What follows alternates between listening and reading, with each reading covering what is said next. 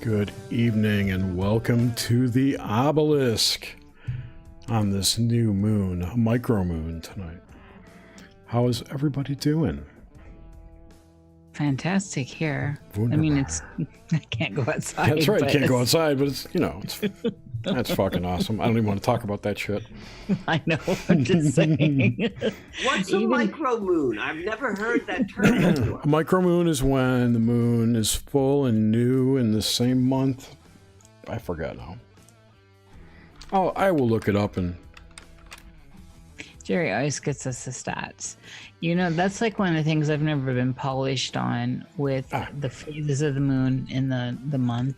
Like that, like the supermoons too. And so micromoon is when the full moon or new moon coincide with the apogee, the point of the moon's orbit farthest away from the Earth, which to me is kind of back-ass words, but whatever.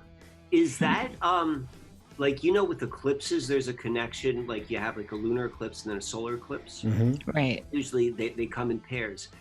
Does a micro moon come with a supermoon's the opposite when the moon is the closest? It's closest, right? Yeah. So we just had a supermoon when it was full, and now you're saying this new moon is the micro moon. It's like, is it all? I've never heard that being connected before, and it may be because the eclipses do that. But if it's not, I would imagine that's a pretty rare occurrence in the heavens. Well, you just said it's when it's the furthest away. When it's furthest away. Yeah, and like probably when it seems the smallest. Like Yeah. the supermoon appears the biggest because it's said to be closest to the Earth in its orbit. Correct. Yes. The micromoon appears 14% smaller, and the supermoon is 30%. Wait, sorry. It's 14% smaller than the supermoon. So Okay. But in a new moon, you can't really see it. So anyway, Right. It's technically the dark of the moon. how do you get 13% smaller from you don't see anything? To me, it's just a light in the sky. Wait, Anyway. that's just logic. Let me introduce you real quick. So tonight's guest is Michael Wann, and Michael's an independent researcher who has uncovered a dimensional nexus of elite ritual, conspiracy, and the occult, which centers around the Susquehanna River, which starts in New York State as well as the 40th parallel. The story also has connections that start with John Dee and the Enochian magic system and extend out to the AI technological singularity. But we're not talking about that tonight, are we? No. All right. So anyway, continue on with what you were saying.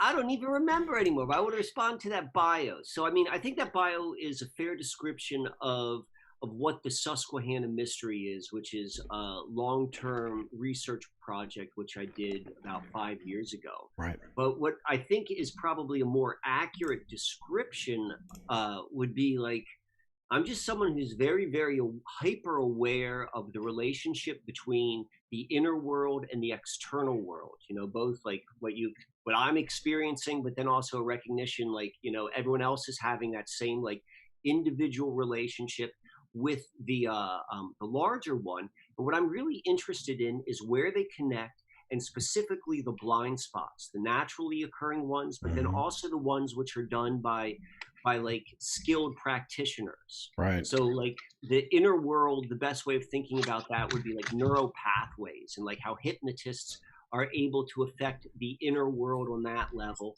And it can also be done on the macro level.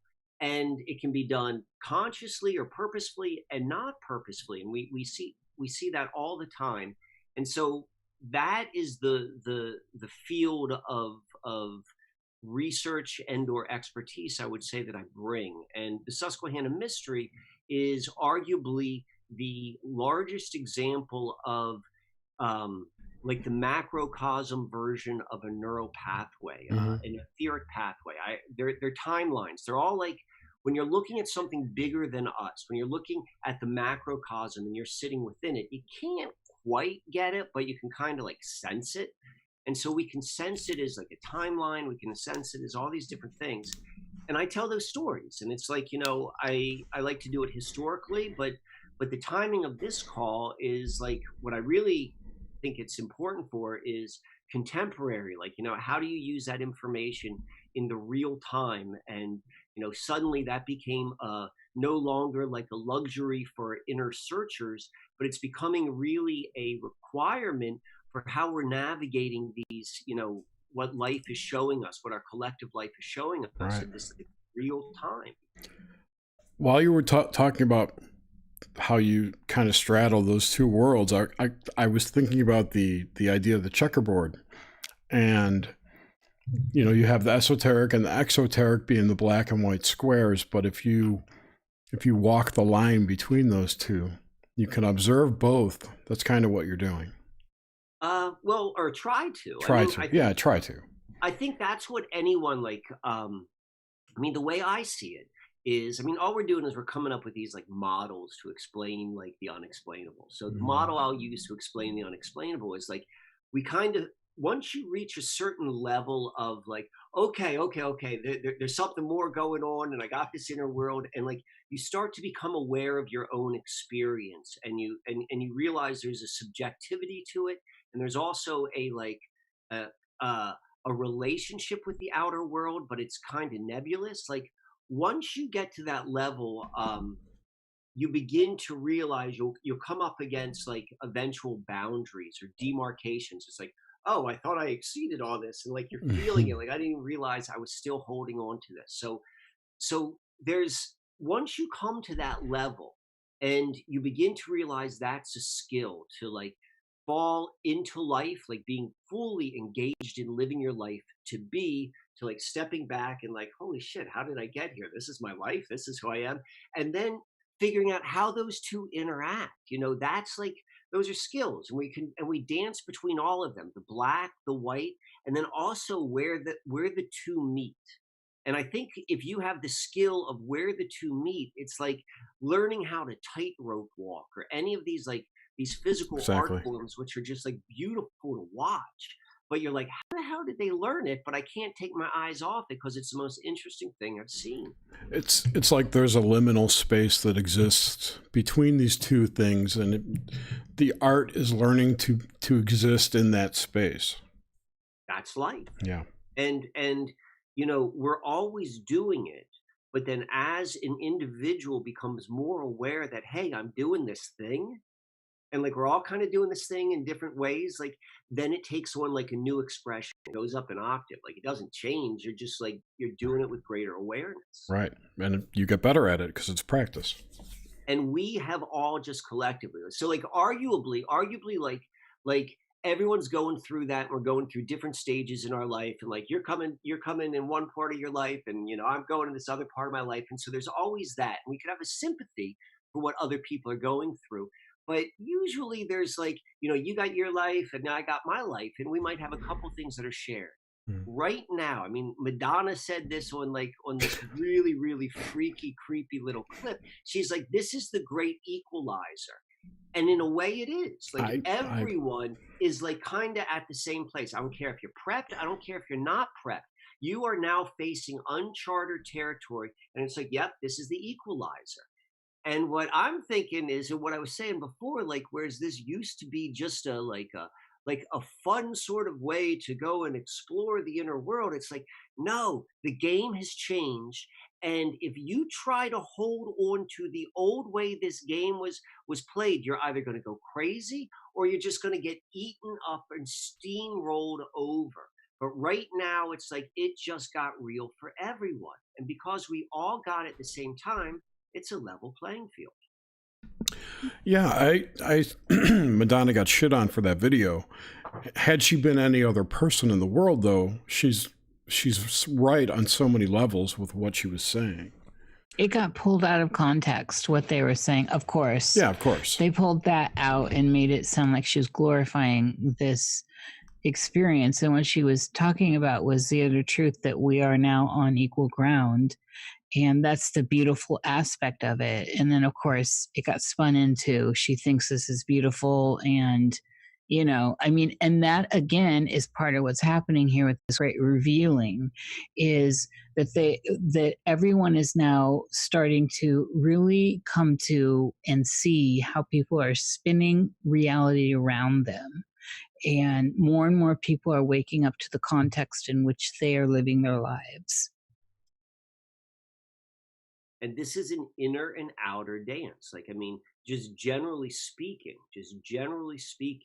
there's always the relationship we have between our inner subjective world and then the shared outer objective world.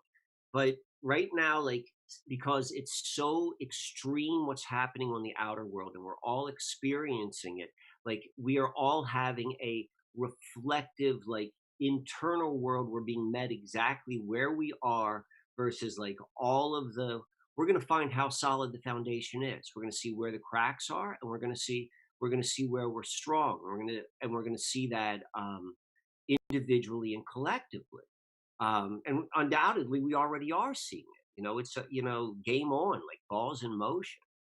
That's for sure. Did you see? I just saw this right before I hopped in.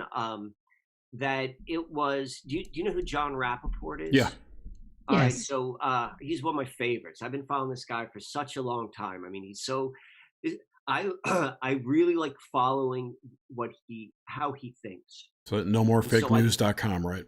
Correct. And so he just sent out. So I've gotten to the point is like arguably like it keeps me on my game because it's like I get to the point whenever I see something comes from him, like I'm a little bit less.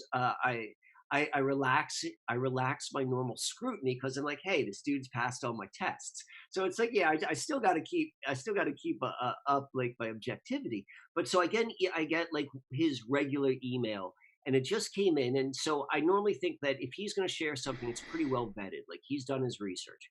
And so he shared this thing where it said that this little thing which isn't being stated on the mainstream reporting.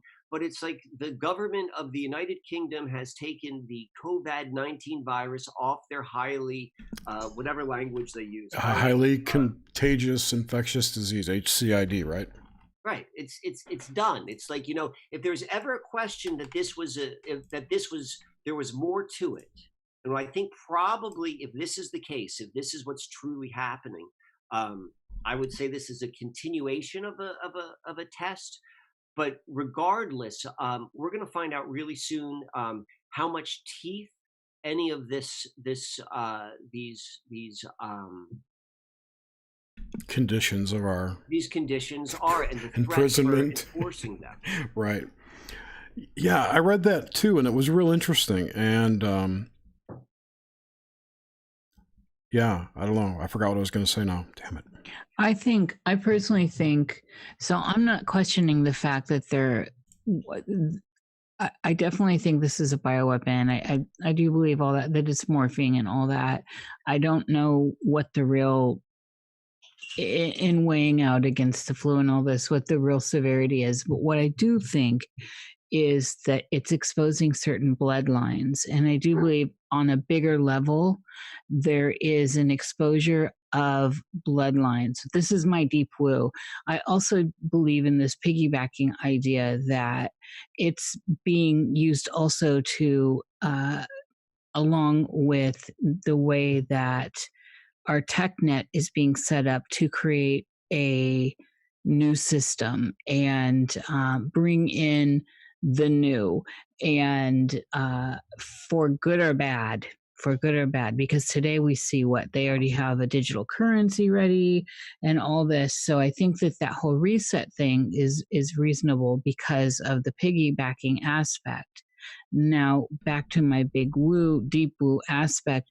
I do personally believe that we've been in this silent war.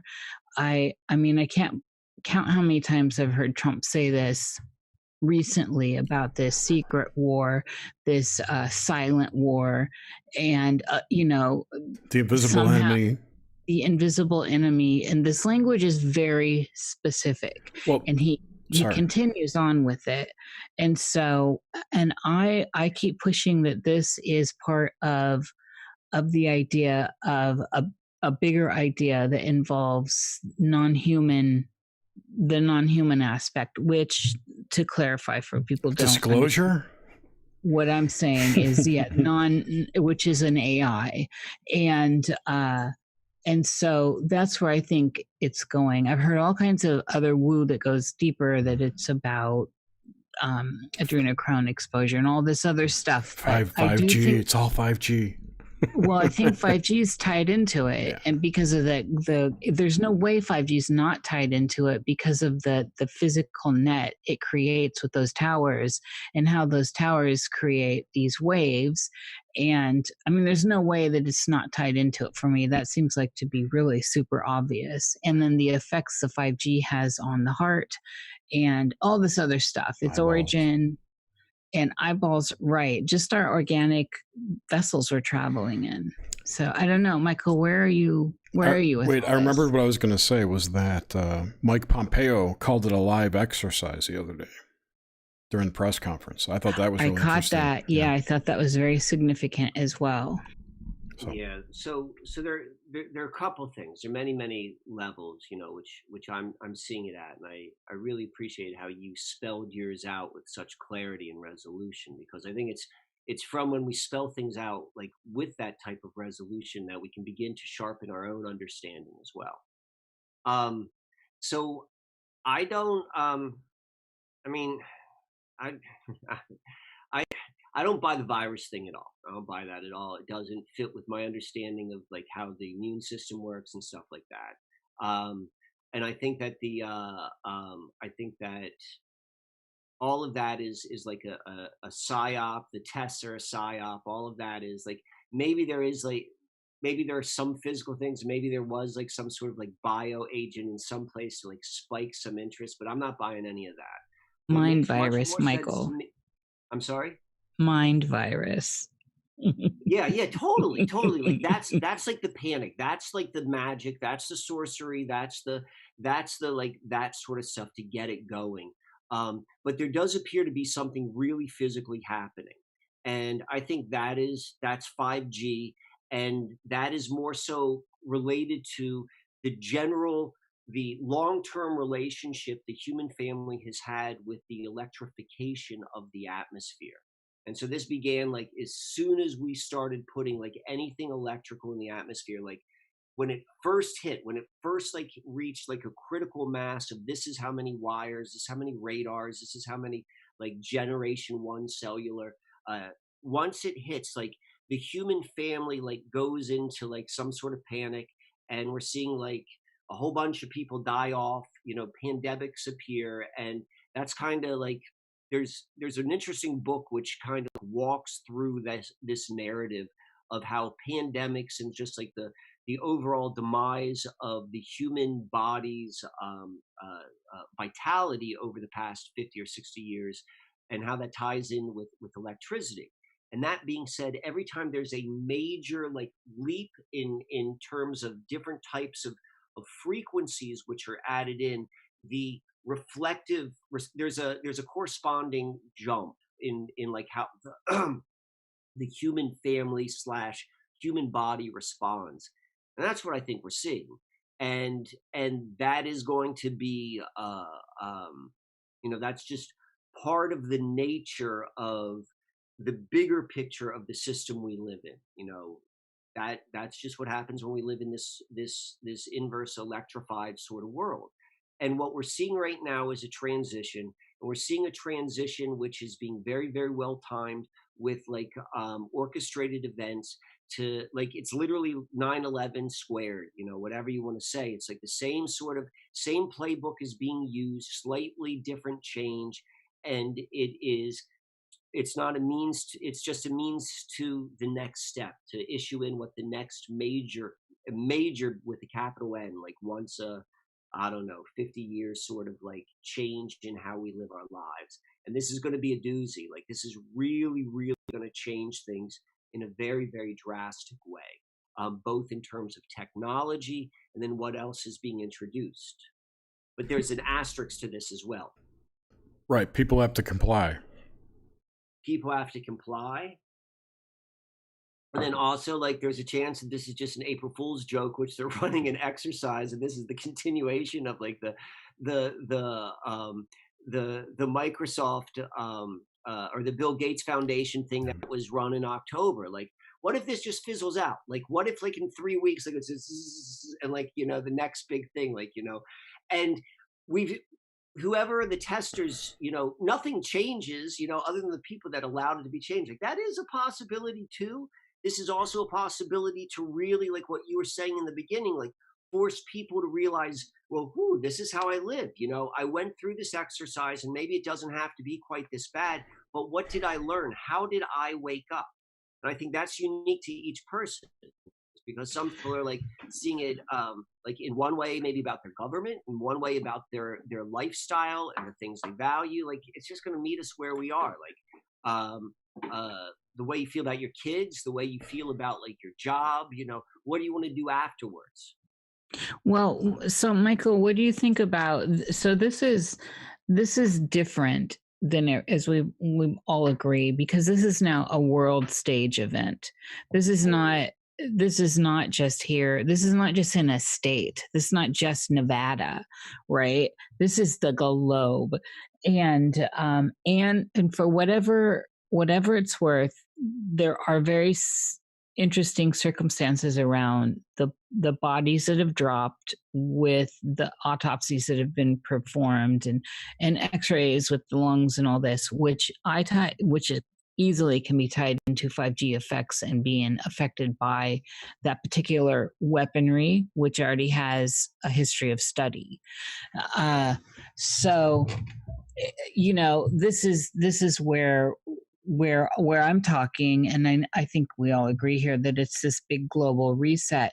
However, where do you think, and then this is where I think a lot of people may have trouble, because if it's a global reset, and clearly it's a global pandemic in air quotes, how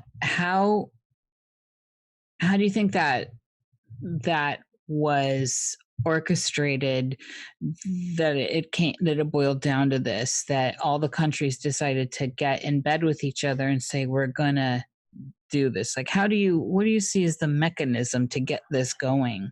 Well, I mean, and this is when we step over that line to, like, you know, we definitely don't quite know. And however we kind of like articulate it is going to be somewhat limiting to what it can be. The best explanation I've heard is it's almost as if someone ran like the end outcome in a quantum computer game simulation software program, and then this is what it came up with. Like every single thing is aligning so perfectly, like in terms of like what you're saying, like reset and conspiratorial wet dreams / nightmares. You know, like this, every prepper is like, I've been waiting for this. And like every every apocalyptic is like, I've been waiting for this. Like, you know, this is scratching so many friggin' itches. Yeah, it feeds into all the different conspiracy theories, like the Q people, the Q-tards, they're all over it. Oh, it's happening now. You know, those unsealed indictments are going to happen now, and mass arrests. And then, you know, and what you said, that feeds into the prepper thing. It feeds into people's just general fear of getting sick. So many things. Everything. And it's unquestioned. You can't question it. and it was done so well. It was done so well. So back to the original question, well, what's the mechanism that can create this? Like, I mean, this is when we start getting into like what is worldview or reality view. Um, I don't. I come to a point where I'm like, I don't.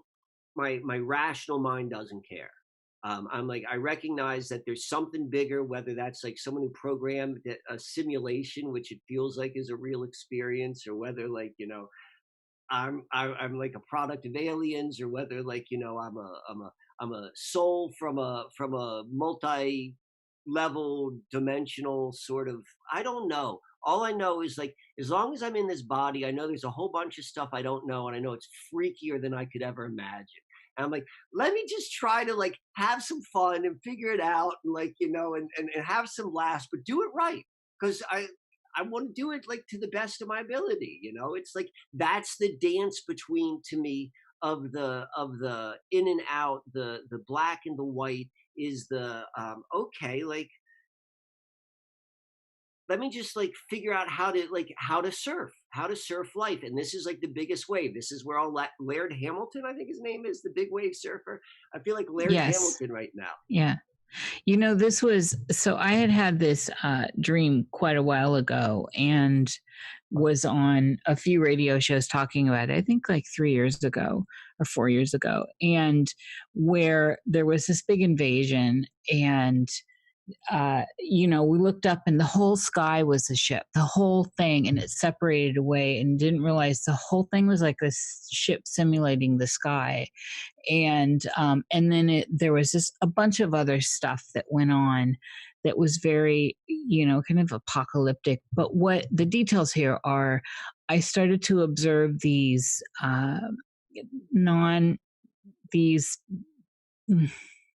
octopi-like things on people's faces, and they were entering in eyeballs and noses, and then it's just so interesting to me. And there, it was a full takeover. It was this full possession, invasion takeover from some sort of sentience that seemed kind of interdimensional or AI-ish, and then all of a sudden, I'm noticing in the collective the whole Black Eye Club, if you're familiar with that, come back. About it yesterday. It's come back round, and I'm like, and I've insisted from the beginning that wasn't that wasn't an adrenochrome withdrawal or exposure. It, to me, was the interpoint of this AI or whatever this possession thing I've been tracking for a long time. And so for me, I'm getting, with my personal understanding or projection into the collective of what I think is going on.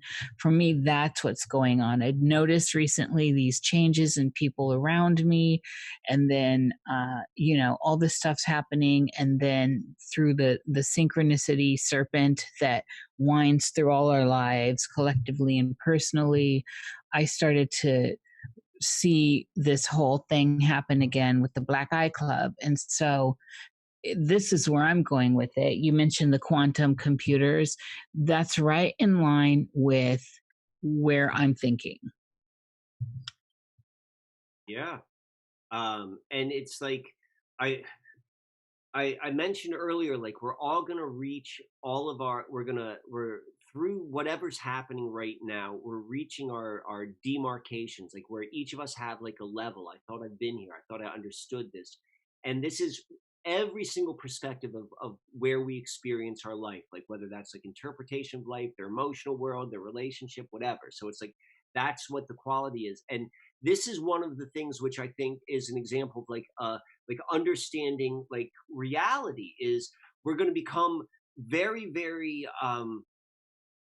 we're going to know for certain some of the weirdest things that we've always just kind of like researched and have rung true, and be like, yeah, that makes sense, that feels right. And then you're going to see like, holy shit, that's exactly how it happens, but it's even stranger than what I thought it was. And I think this is like an example. Like it's like when you start talking about that imagery of the octopus going up the nose, And I'm just immediately thinking about the imagery which they're showing about how they take the tests, like where they stick that swab as deep in the nose as you can go. I'm like, of course. And I'm like, are they stabbing the octopus? Are they giving it a snack? Like, what's happening there? But something's happening. And I'm just my God, this is stranger than I could ever imagine. That's the thing. It is stranger than we can conceptualize. And that's, I think, part of what's happening. Look at how effing strange all this is. It's opened everyone's brains up, hopefully. A lot of people are their heads are in the sand with it, but it's opened to most people's up who never thought they would see like this kind of lockdown, and you have to have all this. And so now that people's minds are open a little, all it takes is a little, and this. It's exposing the NPCs too. Well, anything's possible. Yeah. Right. Exactly. Like right now, we're beginning to see like all of this stuff, like what you were calling like the deep woo.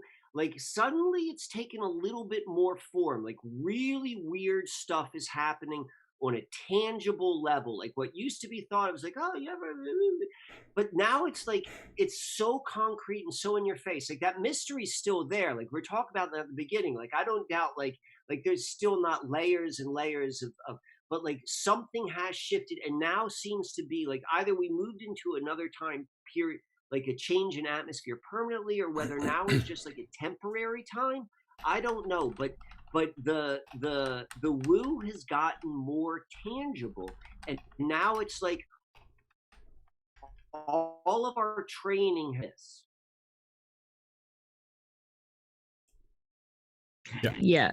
Well, you roboted there for a minute, so I didn't know if you were frozen. Me neither. So that's what we call the dramatic pause. It was an awesome dramatic pause. Yeah. We call it on Cruising with Stick. We call it I forget now. Moment of silence. Dead air. It's dead air is what it is. Anyway. The octopus thing, did you see last month that YouTube streamer who got attacked in the face by a live octopus? Jerry, I have not. Please put that in our private chat in Discord. I will. It's in chat. I put in the show notes, and I put Holy crap. Yeah, the octopi thing has been, of course, forefront in my mind.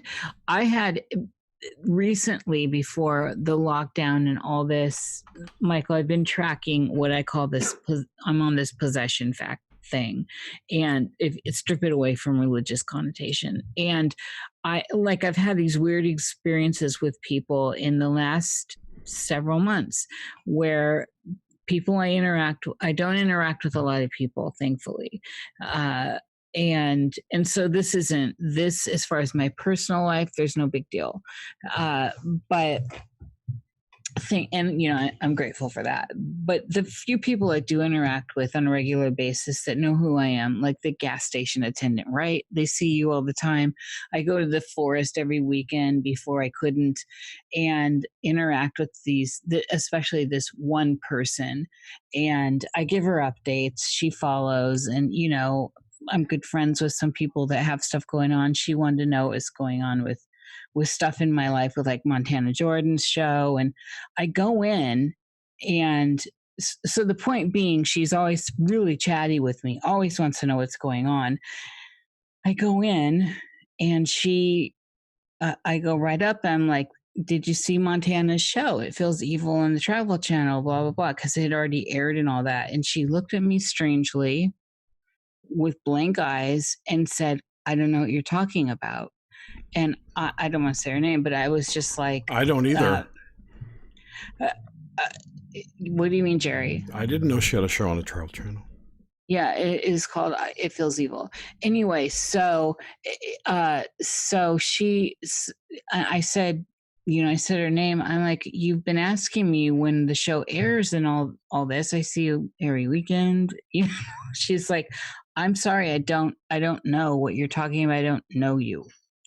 And it was just this like, and the people, she had new staff in there, so she's kind of like the boss or whatever, and they were all looking at me very strange. I didn't recognize any of them, and it was this moment that felt like a Twilight Zone episode, and I just went with it. So I've seen Body Snatchers 70s version, and I'm like, I'm gonna just act like one of them. I'm like, oh, I'm so sorry, I've confused you. And they had a conversation going about, can everyone see the balloons in the window? And so I'm like, I contributed to that and then left. And I couldn't, it was unbelievable to me.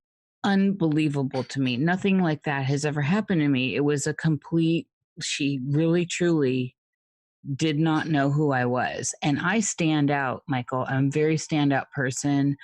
And so there's no way. It's not like I'm walking and they're like a normal average chick with jeans and, like I'm in robes. I'm myself and I stand out.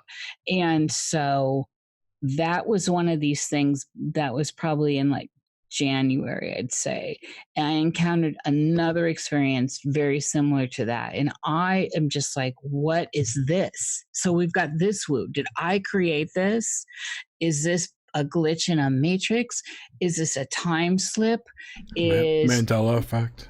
Right. What is this? And so that's why I'm just giving you that, because I still don't know. And it really did happen. So can I reflect on back on that? Yeah, that's why I gave you the story in context to all this. So it's interesting. Like, not only is the story interesting, but then also kind of how you set that up. Could it be this or could it be that? Could it be the Mandela effect? Am I creating this? And I think that's what I'm seeing. I'm definitely seeing it in my own life, and I think you're confirming that other people who have a degree of awareness of like I can go and I know what is a normal response. Like they're beginning to see these very, very tangible, strange things. But the strange things are different. And I think the strange thing is different, unique to what each person kind of works with. And so that is so there's the similarity of like, yeah, it's gotten weird. And then the uniqueness, the individual within the shared experience is like, this is how mine was weird. And you said in the beginning that you are interested by like possessions, or like that's kind of like what's been capturing your attention. Is your sense that this would fall under like something like that? Is that what you're thinking the cause is? Well, since I've had this series of dreams, and for anyone that doesn't, my dreams always really come true. Like my teething of Melchizedek that I posted in early November before all this happened, all of it literally came to pass, including people going crazy. But the locusts, this virus coming from Asia, it's 100% hit before this stuff happened. And all my videos are like this. So these downloads, I have a good hit rate, despite all the, despite a lot of people that will, after stuff happens, says this, I predicted it. Well, I've got timestamps. And so I follow these things that I get, these downloads.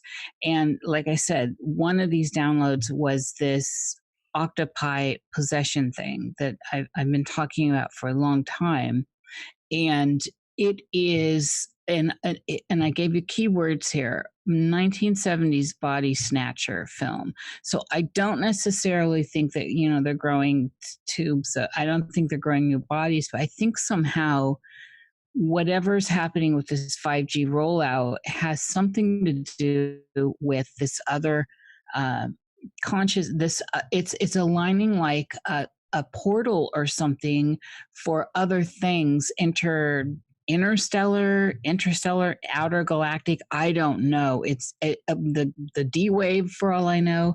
It's opening up an electrical frequency, an electrical portal that's allowing whatever this is that I saw symbolically as octopi-ish entering people's faces and transforming. So in that dream also, I was being led by someone that my ex-husband came, and which he'd never, like, he did stuff he'd never do. He would, I can tell you, he will never show up in my life with a ring. It will never, it's scorched ground. I'm like the devil to him. So this happening in my dream was so crazy. And And so, and because I had such a deep, heartfelt experience with him, and even though I left him, I was like, open to wanted to talk. I followed him. I did all that, and halfway through the dream, when we were driving to wherever he was taking me, which was this ship, I was noticing all this apocalyptic scenery on the journey to where he was taking me, and then we stopped for gas because the car ran out of gas, but synchronistically the ship he was trying to get me to was there, and I went into the store, and that's where I saw the octopi on these faces, and I saw other people that were fine. They'd already entered and they had the black eye, right, with the red eye inside. And then so his name's Scott, and Scott's like, come on this way. And I started following him. I realized he wasn't Scott. This wasn't Scott. This wasn't my ex-husband. This was not him. It may have been his shell or doppelganger, but he was taking me somewhere. And all of a sudden I had that 1970s body snatcher moment, like, holy shit, I'm not going there. And so I made my run for it. And I'm like, I'm not going there. I had that epiphany where this is bigger than I thought it was. I thought this was just like an alien invasion, like old school LA, and invasion over LA or something. This was a portal had opened, and these things are here, and people that you trust and know are not the people you trust and know, but they look like them. They might be their shells. They might sound like them.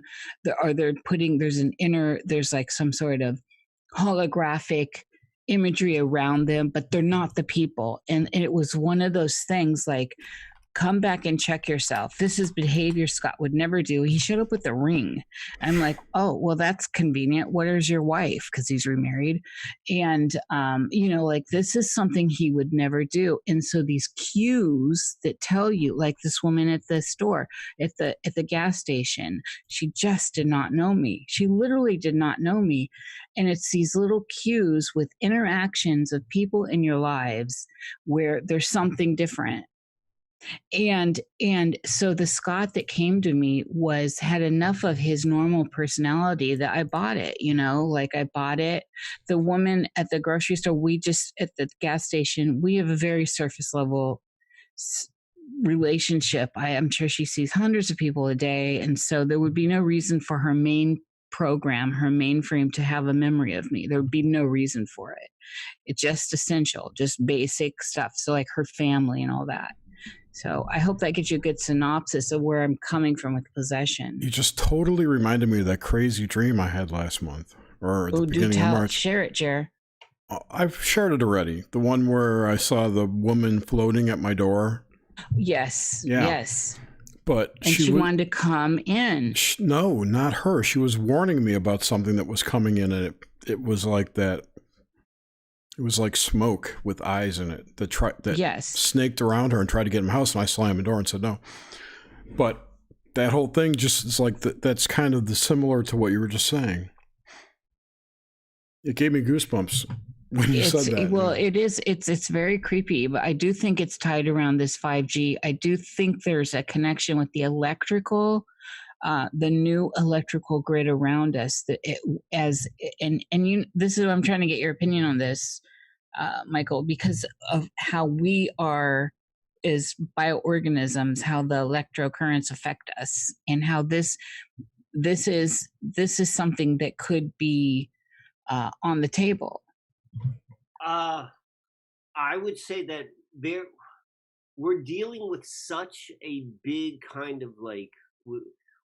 Our natural experience is filled with blind spots. And so we're going into one of these blind spots, and there could be anything around any corner. Like, anything. By now you have to recognize that anything is like very, really possible. So I definitely am open to a lot of things, which a couple years ago I would just be like, I'm like, I find that interesting, but nah. That's not how I think it works. And now I'm like, I don't know nothing. So I'm open to like right now I'm at a phase where anything is that is out of the ordinary is worthy of examination. And I think that's the nature of this period of time, is like we need to start paying, each person individually start paying attention to whatever it is your hot buttons are, because that's where you're going to figure out whatever the hell's going on. That's where you're likely to get poked the most. Yeah. I mean, I was just thinking about this. Like, I mean, when you talk about the octopus up the nose, like that hits something within my own, some things which I've heard in the last couple weeks. And so like that felt very like, I'm like, okay, all right. Yeah, exactly. Like that was a bell ringer. I've had really since starting probably in November, but from November leading up to now, like I live a very, I pay a lot of attention to synchronicities and coincidences. I've always lived my life that way.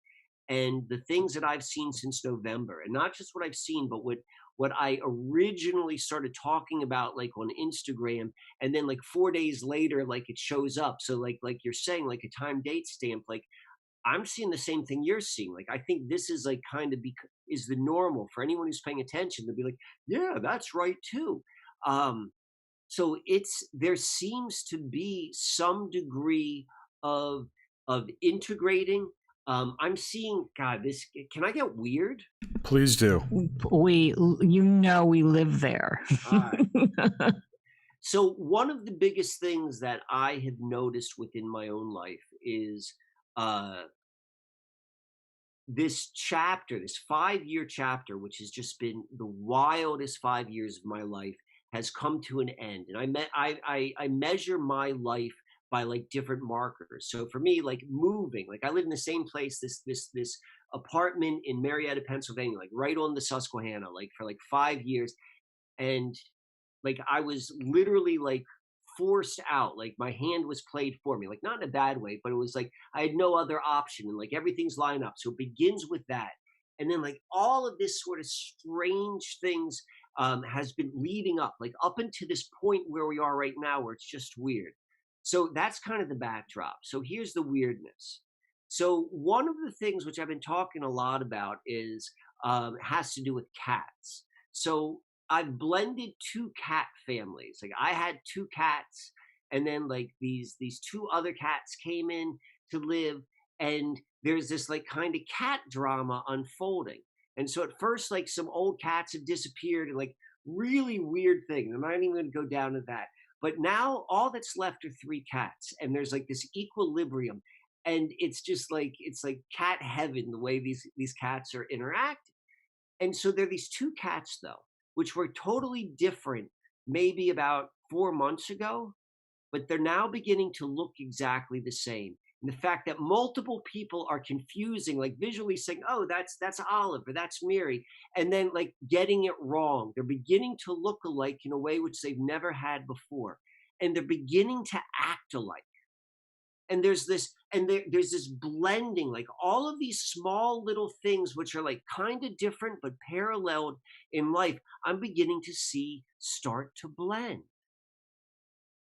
Like that's the weird stuff. And that's just one example. Like what's blending? What is the mechanism that's causing this blending? What are these different, to me, I'm seeing it as timelines, like different expressions of like the same sort of context, of person, of awareness, of consciousness.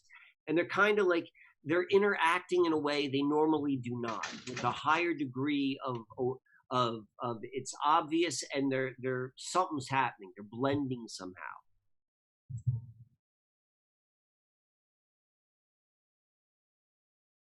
That's wait, I'm muted. Yeah, you're muted. Sorry, Jared, go. No, I was just filling time. I muted myself. I was unmuted to talk, and then I muted myself. Yes, this is. I want to touch on the animals. There's been very strange behavior in the animals around my cottage, and to the point where cats, especially one cat that is, she just doesn't like me. Has never really, I never see her because she doesn't like me. All of a sudden I get it, like wherever I go in her space, she's like under my feet, and I'm like, Hazel, what, What's this about? And I'm having, I mean, I could go on and on about the strange animal behaviors. And part of my mind is like, okay, is there an event going to happen as far as like an earth? You know how they say with like earthquakes and stuff around animals, and I can't discern. Everything's going off. And here's another weird experience that just happened. So it happened, and it inspired me to buy a barometer. That's how intense it was. I have one of my dogs, and this is one of my wolf dogs got hit by a car like right around the time Jerry went in the hospital, and it was extreme. And there's a huge amount of woo around that, just unbelievable. Another story, another day. But he's got a wheelchair now. And so the wheelchair has an air, you pump up the inner tube and all that. Well, there was this big pressure. These pressure drops are happening in my cottage. And this was the initial one that was really noticeable. There was some sort of pressure change in here. And so what I heard was a big pop. It sounded like somebody had taken a gun and shot it in the other room. The wolf dog that has a higher content, if you know anything about wolves, she went to the other end of the room as far as she could get, because they do that. They'll go to the forest, and watch and then assess. They don't go for something. Well, the one with the lower content that got hit, he tried to, he's looking over and he wanted to scuttle over and see what's going on. I still didn't know what was going on. I'm trying to figure out, is there someone right outside the kitchen that had just shot something? And I have had some strange behavior happening around my cottage with, I think, a real person. And then I realized it was the inner tube, and it had popped. There was some sort of barometric change in the kitchen. And I got confirmation on that, by the way, that it would have to have been something like that. It exploded. And so since then, of course now I got that barometric meter, and I'm looking at that every day now. But since then, in this cottage, I have been in here, and there's been a change in pressure where my ears will pop all of a sudden, like you're going up a mountain. Like you're going up a mountain or down a mountain. Right. And so that's and this is just, this is just in this last 6 weeks. And so something like that is happening in here, and there's no reason for it. There's absolutely no reason that I would have drops like that where it would blow out inner tubes. Could your elevation have changed because of whatever tectonic plate movement? It would have to change a lot, Jerry, to do that so suddenly. Not if you were right on the cusp of a bar, It's out. So the Cascadia subduction zone is 300 miles away from me. So it's, I guess is that close enough? I don't know. Yeah, absolutely. So it could be that. The only time I've ever had that happen is when there was a tornado in my neighborhood. I've gone through, but did you have your ears popped? I grew up in the Midwest in Tornado Alley. Yeah. I've been around tornadoes my whole life. I actually love. I'm one of those stupid people that gets out, but I also know when to go back in. I know when you start seeing the finger, you better get your ass inside and underground. It was very, I don't know.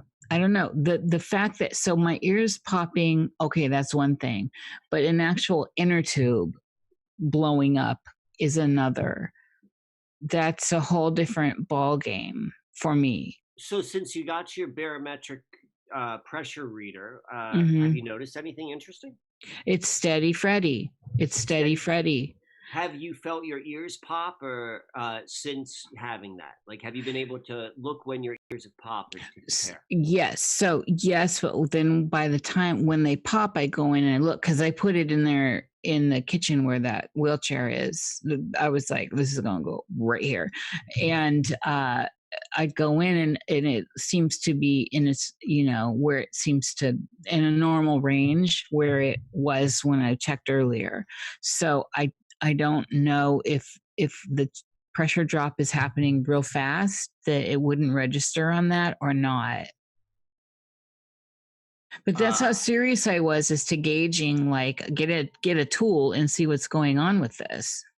Yeah, there's. I mean, I think we're at a time, because there's been so many weird things, like and I'm just, I'm satisfied with that, with saying this about myself, like that now, like, any time which could be like a clue to particularly what you're saying. You're talking about, like, on the fundamental, like the environment level, like, where we live our lives, like, the environment we're experiencing reality in, like, you're picking up changes there. Like, I think that's definitely worth an investigation, and then also with a freedom of, like, it could be associated to, like, so many other things, like, beyond just, like, the barometric pressure, what I mean?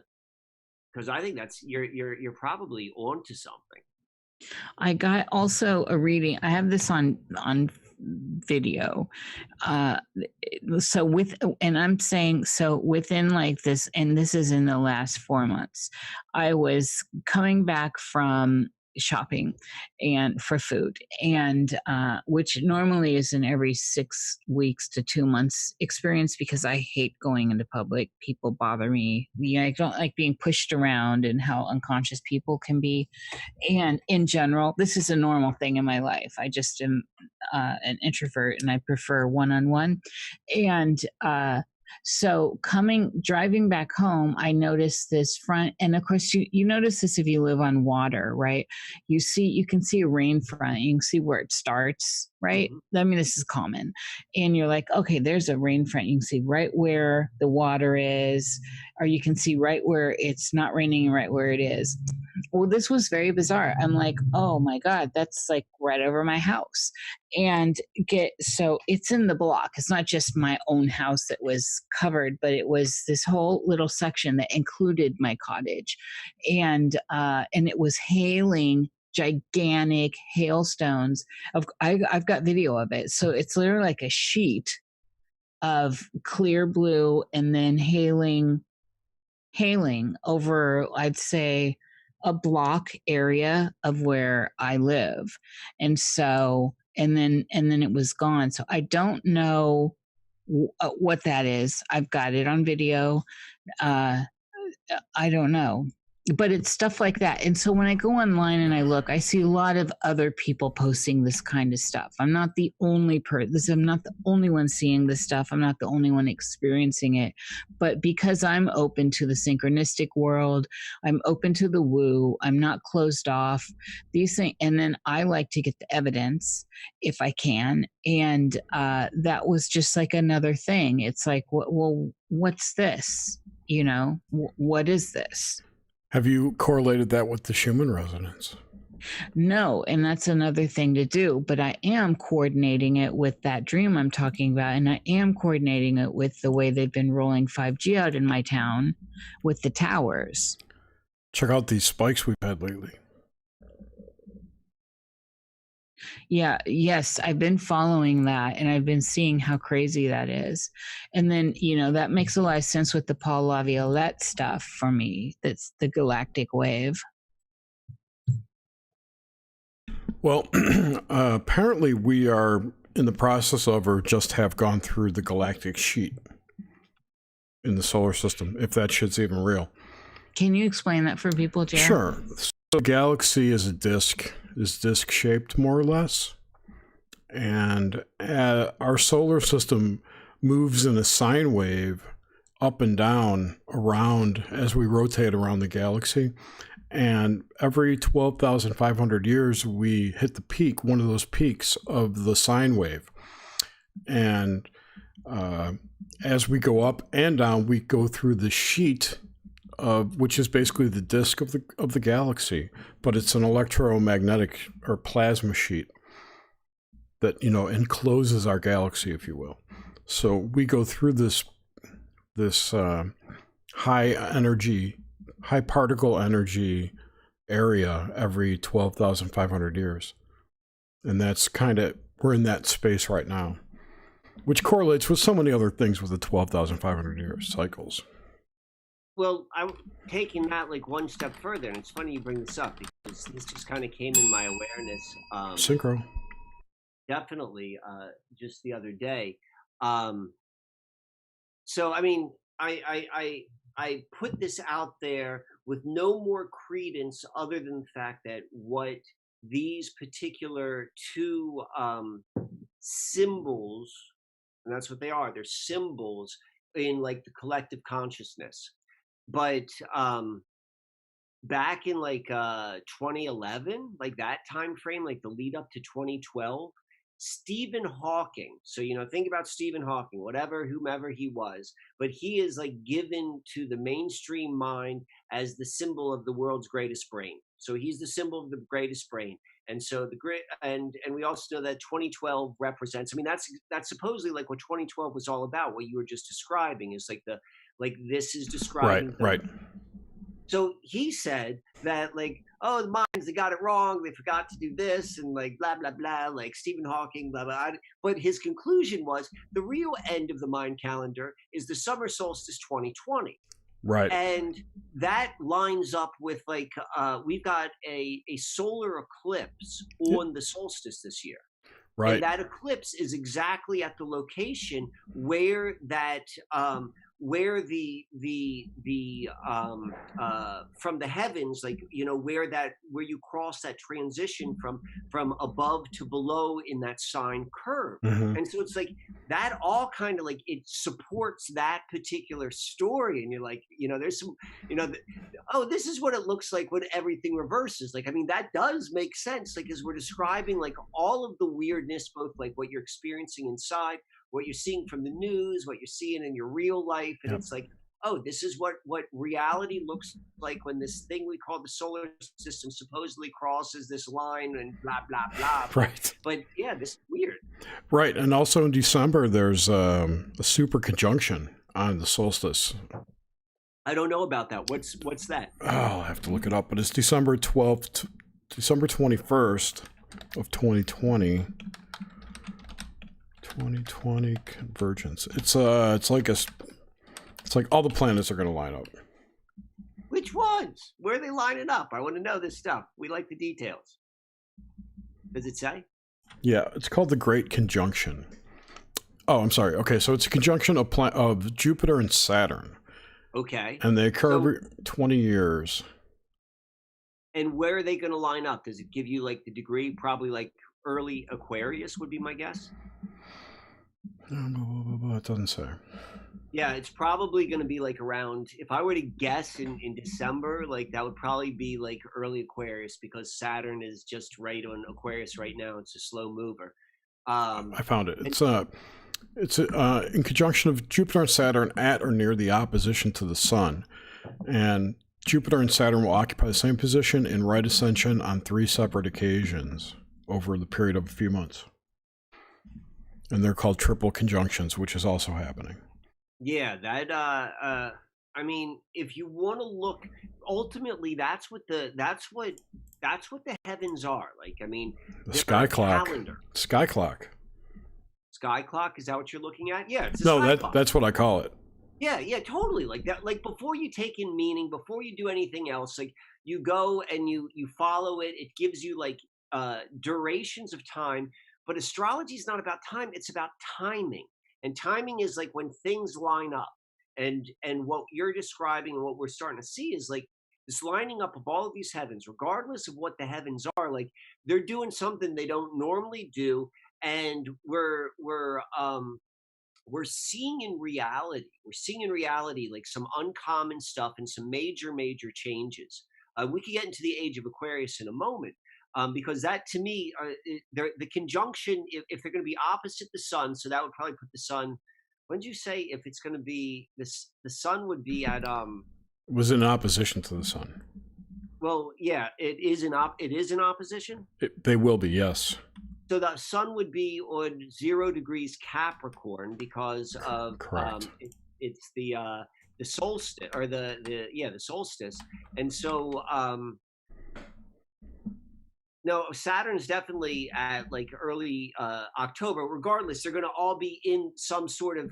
That's why convergence makes more sense, because you got a double conjunction, then they're off by 30 degrees. That's like a rare event, Yes. particularly on the solstice, particularly on all the other stuff which we're saying or seeing on the equinoxes and the solstices, like as we're saying the other eclipse. So, and we're crossing over that above the galactic plane to below the galactic plane, or maybe we're going the other way. I'm not certain. But yeah, like maybe that's what explains all this. You asked what the mechanism is. It's the conjunction. I'm sorry, I just found the information you're asking me about. It's going to be in Aquarius. 30 degrees east. Which is a good segue into what you're saying. What are you saying about Aquarius, Michael? Well, this being a marker of perhaps, so there's a general idea of the different ages, and so it's been put out there that we're moving into the age of Aquarius. I've had a little bit of difficult time to confirm with what that supposedly means with astronomical data, but I'm not an astrophysicist, so I could be totally not doing it right. But that being said, like we're said to be moving into the age of Aquarius, and what that this particular really strong conjunction lined up in Aquarius, in particularly early Aquarius, that would, and we're talking about like starting a new cycle, like it all kind of makes sense. And what we're seeing happening in the outer world is are very Aquarian type of expressions.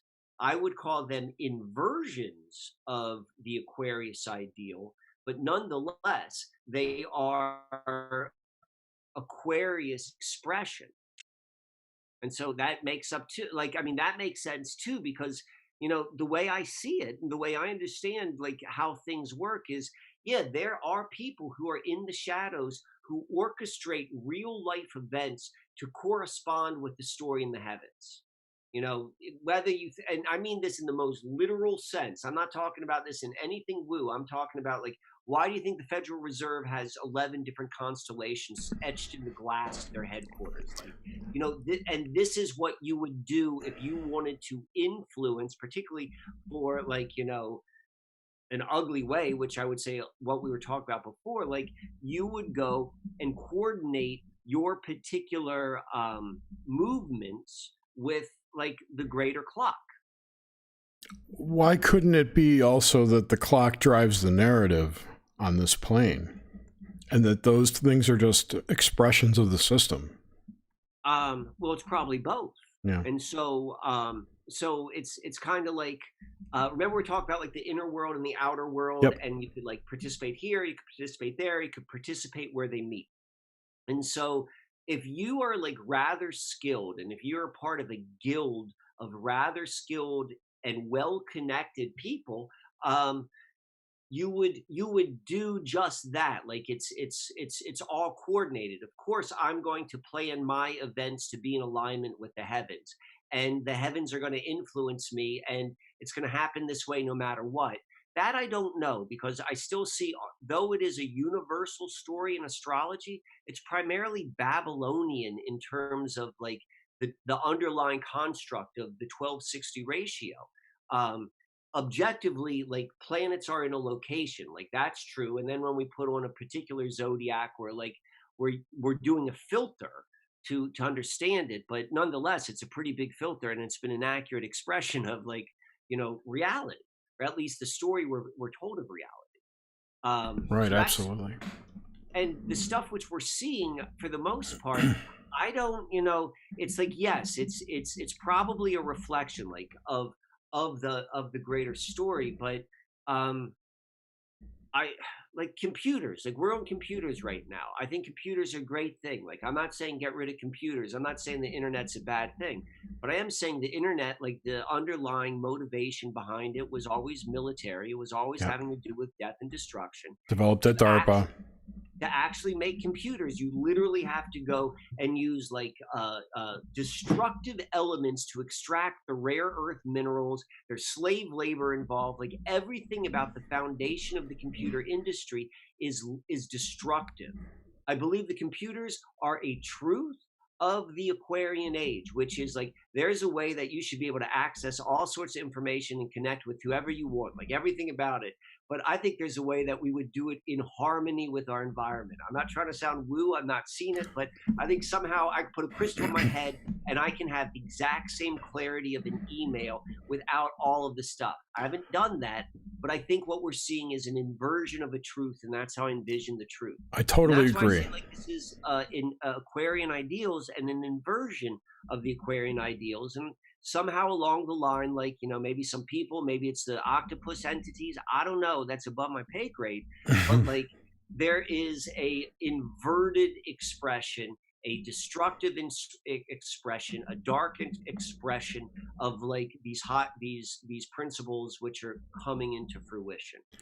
Yeah, I totally agree with that idea of the internet being this copy of an organic thing that used to exist, a network between humans, call it telepathy or whatever you want, right? That we had this ability at some point and lost it. If that was, you know, through DNA meddling or just over time we've forgotten it, or from maybe the last mud flood, who knows? You know what I'm saying? It could be any reason, we have no idea why, but this is a copy that's replaced our natural abilities. And some people would call that satanic, you know, but exactly. I just think of it as like an inorganic force has created this narrative, and it can't create things it can't create organic things, so it has to create copies of organic things, like the internet, like transhumanism. You know, all these things are copies of nature.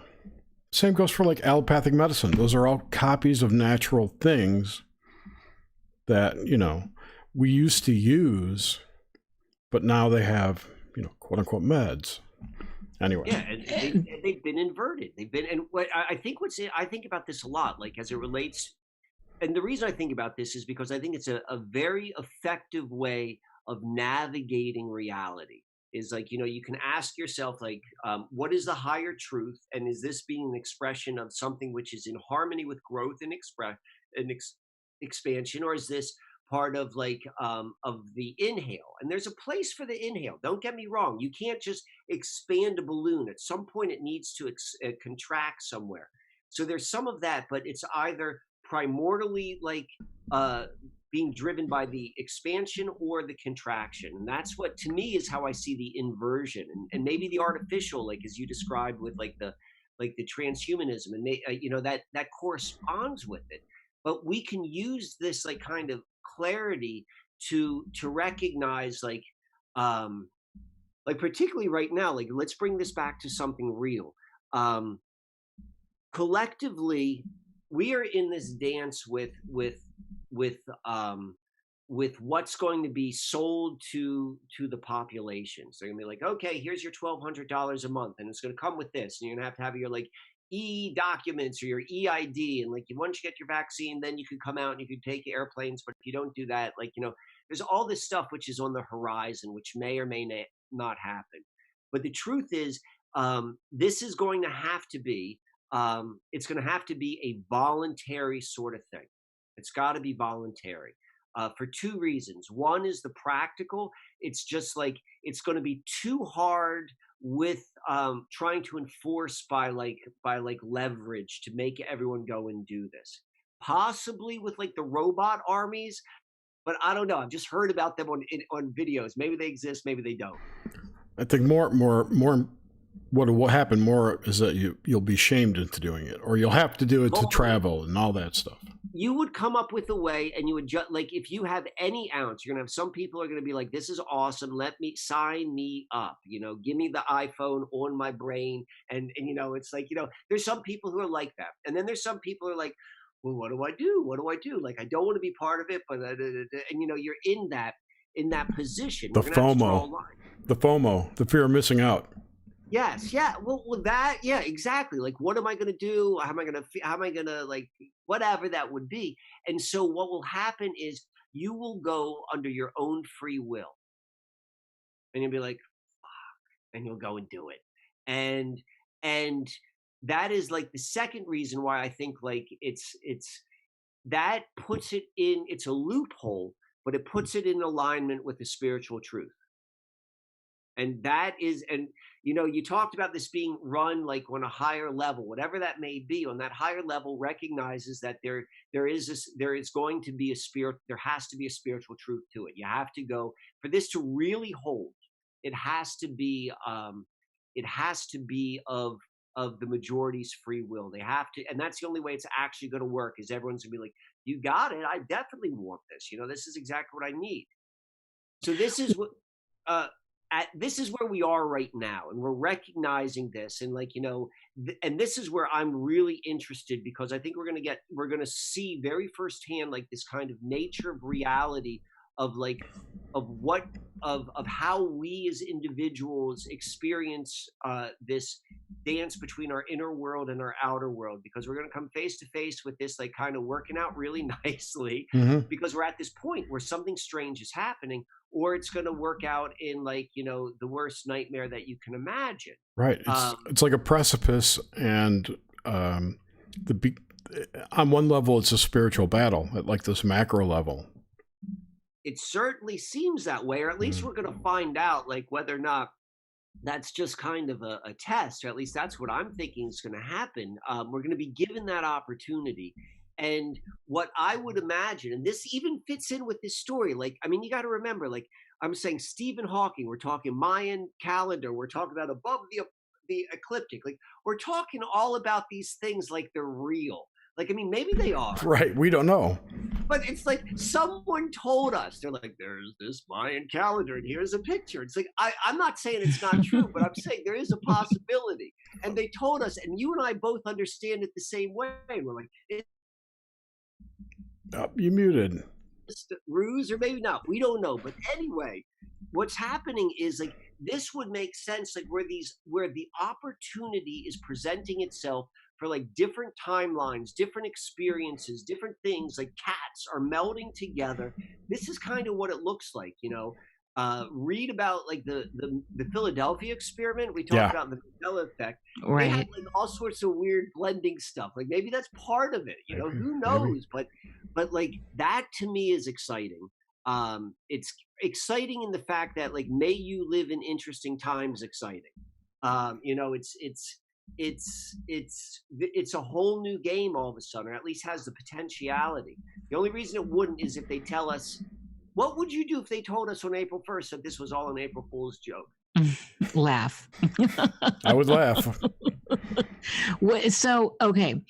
Right. Well, this is, the way I boil all this down too is I came online for this. This is why I'm here.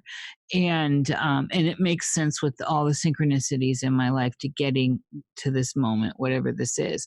In the idea of and postulating towards an opt-out. So say you have to take a vaccination and all this to participate in society now, because otherwise you'll be bottlenecked in. Like I had to just do upgrades on some of my tech that I said I would never, ever do. And then all of a sudden all my tech became unusable because it's old and I can't do anything and everything I do is online. So I had to do what I said I would never do. And this was free choice.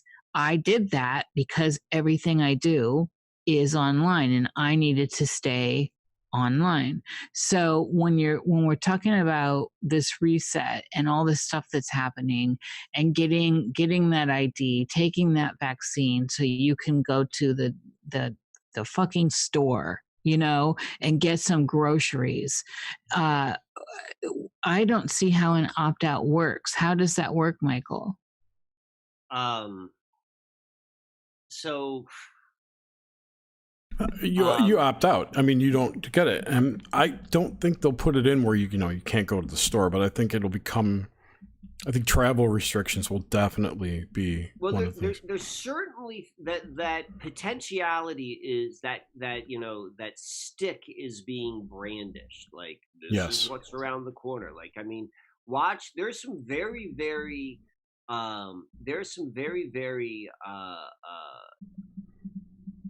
strong videos that are out there where people are showing, like, this is what's happening in China and this was happened here, and like when you see the big picture, like, everything's kind of lined up perfectly, right. And it can look really scary. And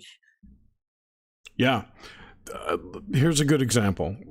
You won't be able to get hired unless you've gotten the vaccination for coronavirus. You won't be able to leave your house.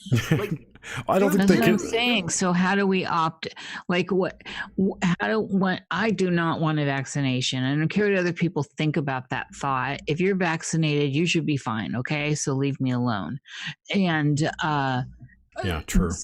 So especially with this particular situation that is nefarious, no matter how you look at it, whatever they've just done, I don't want any part of it. And yet, as an example, like, I had to upgrade my tech recently because otherwise I couldn't do any of this. I can't get online and all this. So what happens? So you say no, and here's another hard example. My city rolled out, like all cities, smart meters. The first wave of it, I said, no.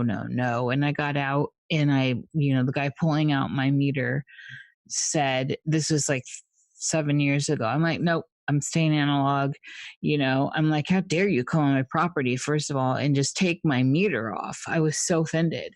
And he'd already done it. And then so they sent me a new alleged analog meter, and this was electrical, and it's not, but it's not like the digital looking ones, but it's a digital looking analog one. Anyway, long story. So recently my city rolled out new smart meters with water, and I emailed the mayor here and said, I'm sorry, I'm not having it. I don't consent to this. And she didn't even respond, of course, and she forwarded my email on. I'm in a little town. She should have spent the 5 minutes to respond to me, by the way. It's a small town.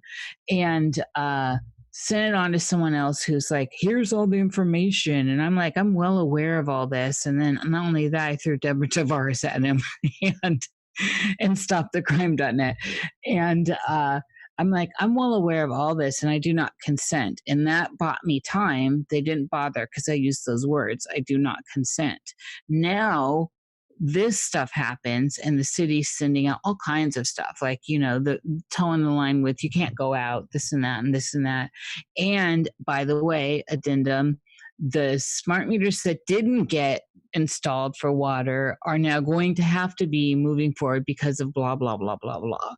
And I'm like, okay, so I said I don't consent. That bought me time. Now there's this pandemic. I have no personal rights at this point. The state is the law, and that's that. So I say, this is where we postulate. Like, I don't want this vaccine. I don't want to play this game. I do not consent. So I don't consent. They don't give me a vaccine, but then I can't go and get what I need. I can't do what I need, just like with this, having to upgrade my tech. How does that actually work in the end? What are people going to do that say no? Well, when you can't do anything then? I mean, this is the truth. So part of this is, so we're going to dance a little bit between like reality, I gotta live in my body, and I want to eat, and I want to have like experiences being a human, and then we're going to talk about like maybe like a little bit spiritual, because we're a lot of things are this is blending. This is like why we're talking about, like, this is uncharted territory. So specifically, like, there's going to be there's the system itself. Like, I mean, we have to admit, like, if you want to be part of the system, which you have always been a part of, which I've always been a part of, and we were born into it. We didn't ask to be part of it, but this is what we grew around. There's going to be a line in the sand, and it's like, you want to continue to be part of it. You still want to go and fly on my airplanes. You want to still go and drive my cars and have my electricity and my petroleum and my computers. Well, guess what? You're going to get the vaccine, because that is true. Like, you may not have agreed, and the same is true with me. I may not have agreed to all of these other things, but like, we are part of a system where it's going to probably become clear, like, you don't get to pick and choose. Like, the whole system is corrupt. You may choose to look the other way, but like, that seems to be happening. And that's like physical reality. But there's this other part where I don't know this is the case. Like, I'm just saying this mostly out of like sense. Like, I'm sensing this makes the most amount of sense. And then also, like, my understanding of how reality in life works is probably two things. Is like there has to be like a step into the unknown of what would life actually look like without this, without the safety net of this structure. And there has to be like a group of people, like, there's got to be like a critical mass.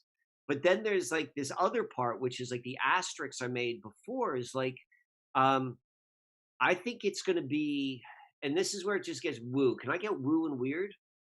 Please. Yes, Absolutely. we love the woo. Stop asking if you can. This is your woo land. All right, so you mentioned the mud flood, and I don't know if Tataria is like, a psyop. I don't know if it's real. I don't know, but this is what I do know, is what Tataria does is it provides a mental construct of how life may be on Earth if we were human beings and we lived with high technology and we lived in harmony with the laws of our environment, instead of living in inversion with it, which is what makes it destructive. And that's right.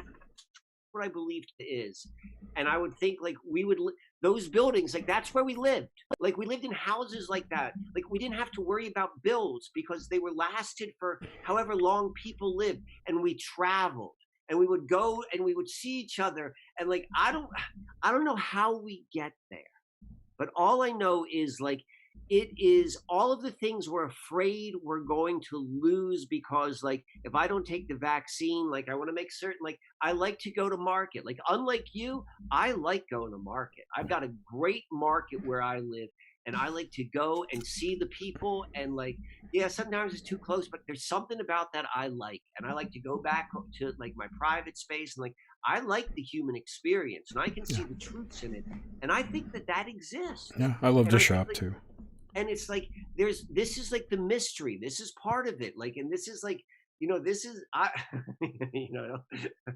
not telling anyone to follow along, but like, if this is literally how it's going to unfold, there's going to have to be a line where you're going to be like, it's not about, you can't fight it.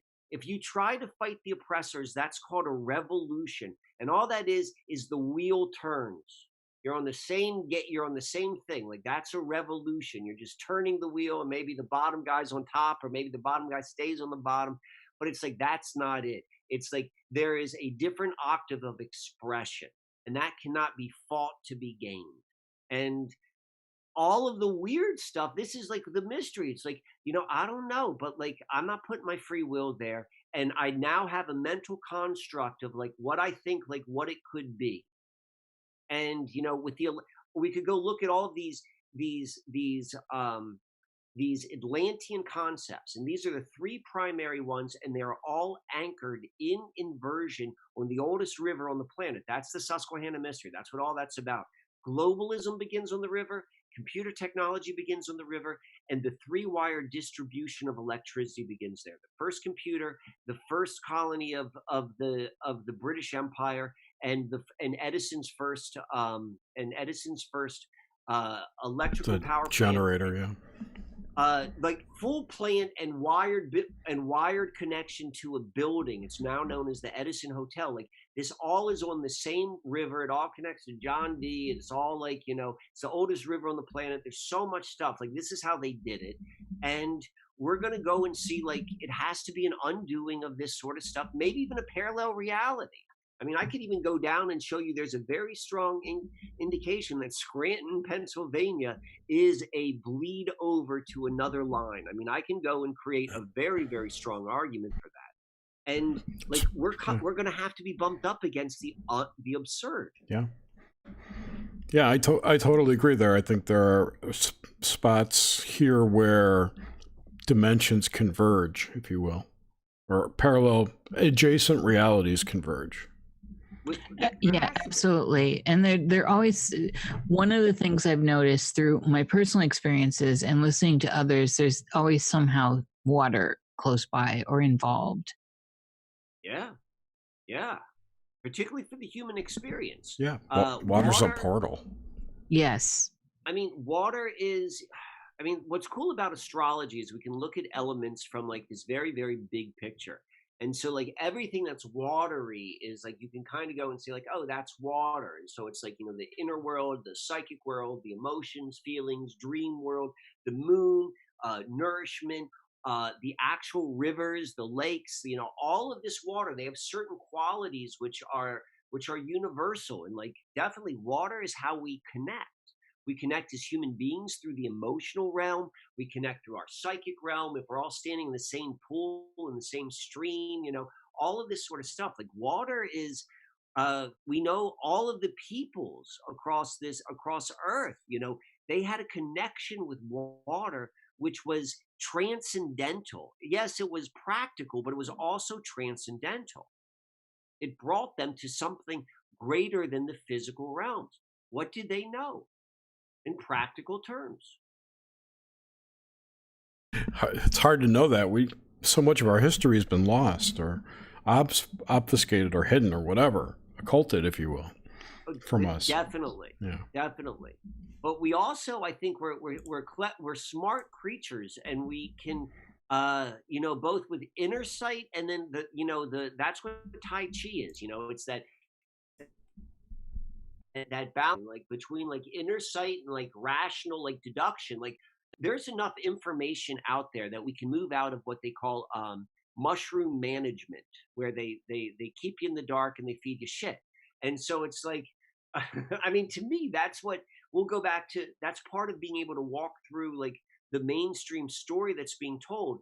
You have to, one, have an understanding of like germ theory, how it was promoted by the Rockefeller industry, and how for 70 years, like that has been given as like the understanding of how immunity works.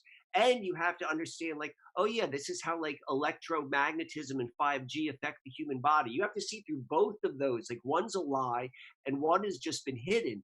Like, that's part of like, that's a symbol of what if we can look with both parts and with like a variety of views, we can figure out this stuff as much as like, it's as mental rationally as it is like intuitively known.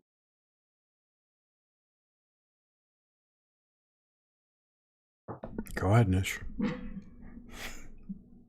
I'm taking that all in, and so and letting it go where it goes. I'm wondering with bringing it into, and I think that everyone wants to definitely ground things right now into the crazy that's happening all over, which is why I think this night has been around all this, because we're all popping our heads up saying,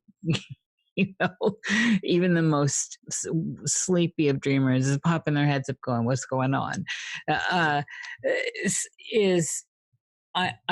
can't get my head out of the idea of these in the portals. And I was thinking about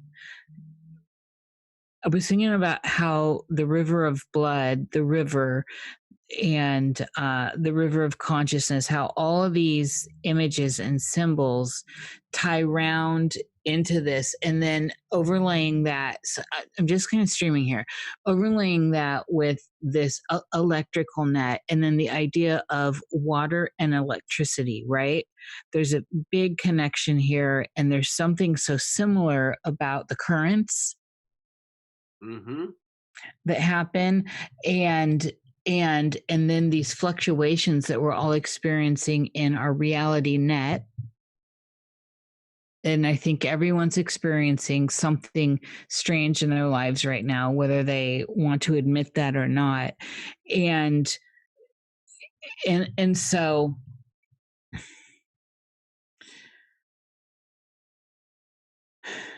how do I convey this? I feel like at a loss for words right now. I know everyone's aghast, but I feel like I'm at a loss for words right now because I'm having this crazy download.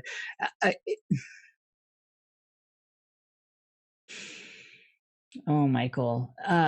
So let me respond for a little bit, and then then you can come back. So to me, like having like really like sat with this and researched this and like experienced this, like this strange correlation with rivers and on many levels over the past couple of years.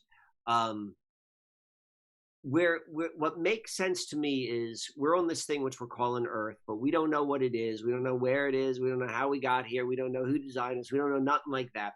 But and so if we go and we look at our environment with that like, you know, I don't know anything. They talk about beginner's mind, and you know, a lot of times we can think about that as like a metaphor. I'm going to approach something with beginner's mind. Like, no, it's like literally you don't know nothing. Like, I don't know nothing. And so it's like there's this thing we're calling a river, and like we don't exactly know what it does to this environment, which, you know, we have clues is teeming with life in ways we can't imagine. Just like the connection of mushrooms within a forest is more complex than the human brain. Like, you know, everything is more complex than we could ever imagine.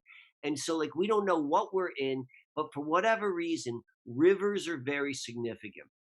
And what does make sense to me is this as above, so below correlation with our physical reality. There's this fractal nature.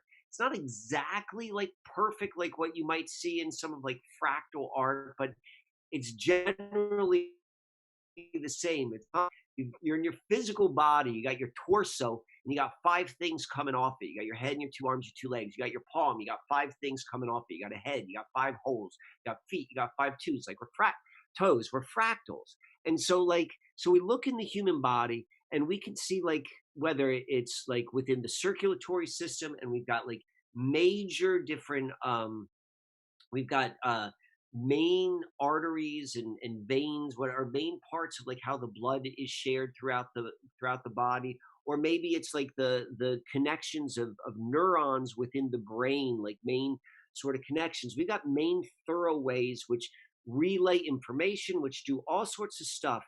And rivers are doing that on this higher level, like much greater than what we can imagine, like what we rationally imagine, but we can intuit into that. And part of like what I think you were saying, like with this relationship with currency, with like the current, you know, there's banks are connected to it too, you know, the currency of banks, the current of electricity.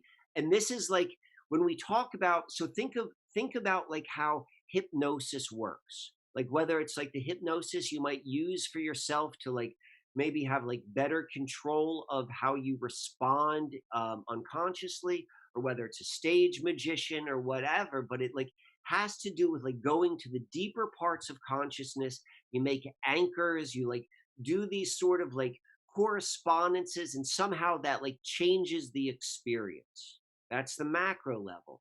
Well, we can see that happening that's the micro level. We see that happening on the macro level with language and with actual events. And so like when we see the same words are being used, phonetically the same words, on like a culturally or a mass like agreement, like, you know, we've got a current and we're tying it into whatever a river is, like, but we call that a current, the movement of what that is. And then we put electricity and like the movement of electricity, and like the currency goes through the banks and the river banks and like all that sort of stuff. Like Jordan Maxwell was a master at like, you know, breaking that down, like, hey, this is kind of how you're hypnotized. Yes. And this is how the magic works. Like, it's like it hypnotizes that level. So I want to bring you down to the Susquehanna River. Like, this is the oldest river. So it's the reason why I say that's significant is because if you look at the human body, and the oldest could be whether you want to call that evolutionary or whether you want to just call that in terms of like the development of the human body inside as like an embryo in the mother. It's like the first ones, the oldest ones, the most significant. And what we have on this river, as I said before, it's like, you know, it was Jamestown settlement, the first colony of the British Empire. You've got ENIAC, the first computer, sounds just like John Dee's Enochian magic. You got up in Sunbury, Pennsylvania, you got Edison's first thing. But then also right in the secret spot, like whatever this river is, and I'm just scratching the surface. But what we have as it relates to electricity, and electricity is so important in terms of understanding what it's done to the human being. But that's where we have 3 Mile Island. 3 Mile Island is a nuclear power plant to develop electricity on the river, right on the 40th parallel. Go look this up. Last year, a week before, actually, I think it was 10 days before the burning of Notre Dame Cathedral, was the 40th anniversary of 3 Mile Island, Tiamat. This all, like, I mean, if you go synchronistically, the amount of connections to like Rosicrucianism and stuff like that is so strong. The Susquehanna corresponds with the Seine. The Seine used to be called the Susquehanna. It was like the epicenter river of healing in Gaul, like mainland Europe, before the Roman Empire renamed all the rivers. Like, I mean, we're beginning to see the story, and electricity is like damned into this water, like in our collective story. So when you're talking about like there's something kind of like there's something off, like, yeah, there's been an anchoring, there's been a hypnotic anchoring in the collective consciousness. And Tiamat has to do with like goddess worship. We're coming into that. We're coming into, that's why like the whole like Notre Dame Cathedral in Paris and Isis, you know, how it all lines up. And we're beginning to see like, okay, where are we? Like, what's real? What's like, you know, what are we going through like the Mayan dance, like all this stuff, like it's all kind of out there, and we're figuring this out. Also, 3 Mile Island nuclear power, what that really is just heating up water. Yeah, you're absolutely right. So you get the whole boiling frog metaphor kind of fits into that. And the Age of Aquarius also brings in, or I'm sorry, not the Age of Aquarius. We've got that magnetic reversal that we're in the process of going through right now too. And the heart pulse, how the heart is basically the electro center of the body. It's the electromagnetic center because you're pumping, your blood has iron in it, right? So all the blood that's circulating through your heart is creating magnetic torus in your chest. So this is great. Can I tell you how I'm sorry, I don't want to hijack this, but this is just like so ridiculous, like in terms of its diabolicalness. But I think that is part of like, you know, how people would wake up is, so what you were talking about, like the majority of information which we understand about the electromagnetic field of the heart, it comes from the Heart Math Institute, right? Mm-hmm. Like, yes. You know, that's where we learned a lot. They like studied it, and so what they say is like that field, like when they show that torus, like extending from the center of the body from our heart field, it's got a radius of 3 feet. Okay. Yep. So another 3. So when you go and you stand in your 6-foot social distancing, it ensures that you and no other human being. Yep. I mean, holy shit. Absolutely. Can go and like just the normal interaction, like, you know, that's the herd mentality. We're strong when we're together, but this is how we make certain, you know, that's the upside version of herd herd immunity, not like the inverted definition of like, oh, everyone gets a vaccine and then like you don't get the illness. Like, no, the right one is like when we're together, when we're human, there is something that happens, and we can understand that through the heart math. And by keeping everyone separated, it's like that is literally the most inhumane thing you can do to a human being. Yep. And that's either going to wake you up to your humanity, or it's going to go and turn you into a a transhuman. This is the sex dolls. It's like, you know what, you can't have like an actual physical partner, but here's your sex doll. It's all this sort of stuff, and this is just like at least for the plan that's being put in front of us. I'm not saying this is going to happen, but this is what they're telling us, and this is what's right in front of us if we choose to continue to go down that particular, and it has been ingrained in our collective subconscious through like this TMI stuff, but it is not definite. No, it's a timeline that's a potential. Yes, and they use the state-sponsored magic on the oldest river. That's why this stuff happens there. That's the ritual. And to your point, I don't believe it was all done purposefully. When you said you think it's just like a reflection of the times, I think it's a reflection of the original spellcraft, the original state-sponsored magic. Whether or not they realize, like if you read the history of Enochian magic, like this is what they did. They opened up the watchtowers, and this is what they let in. They told John Dee, they're like, hey, we're going to let in some chaotic energies, and they're going to go and we could go down that path, but it lines up. Like this is the story they told, and this is why it's anchored on the oldest river, just like hypnosis. It's macro level hypnosis, which is a timeline. We all live out a certain way, which is a timeline. It's just higher dimensional, so we don't quite see it as a line. We see it as something else, but it's because it's above our consciousness.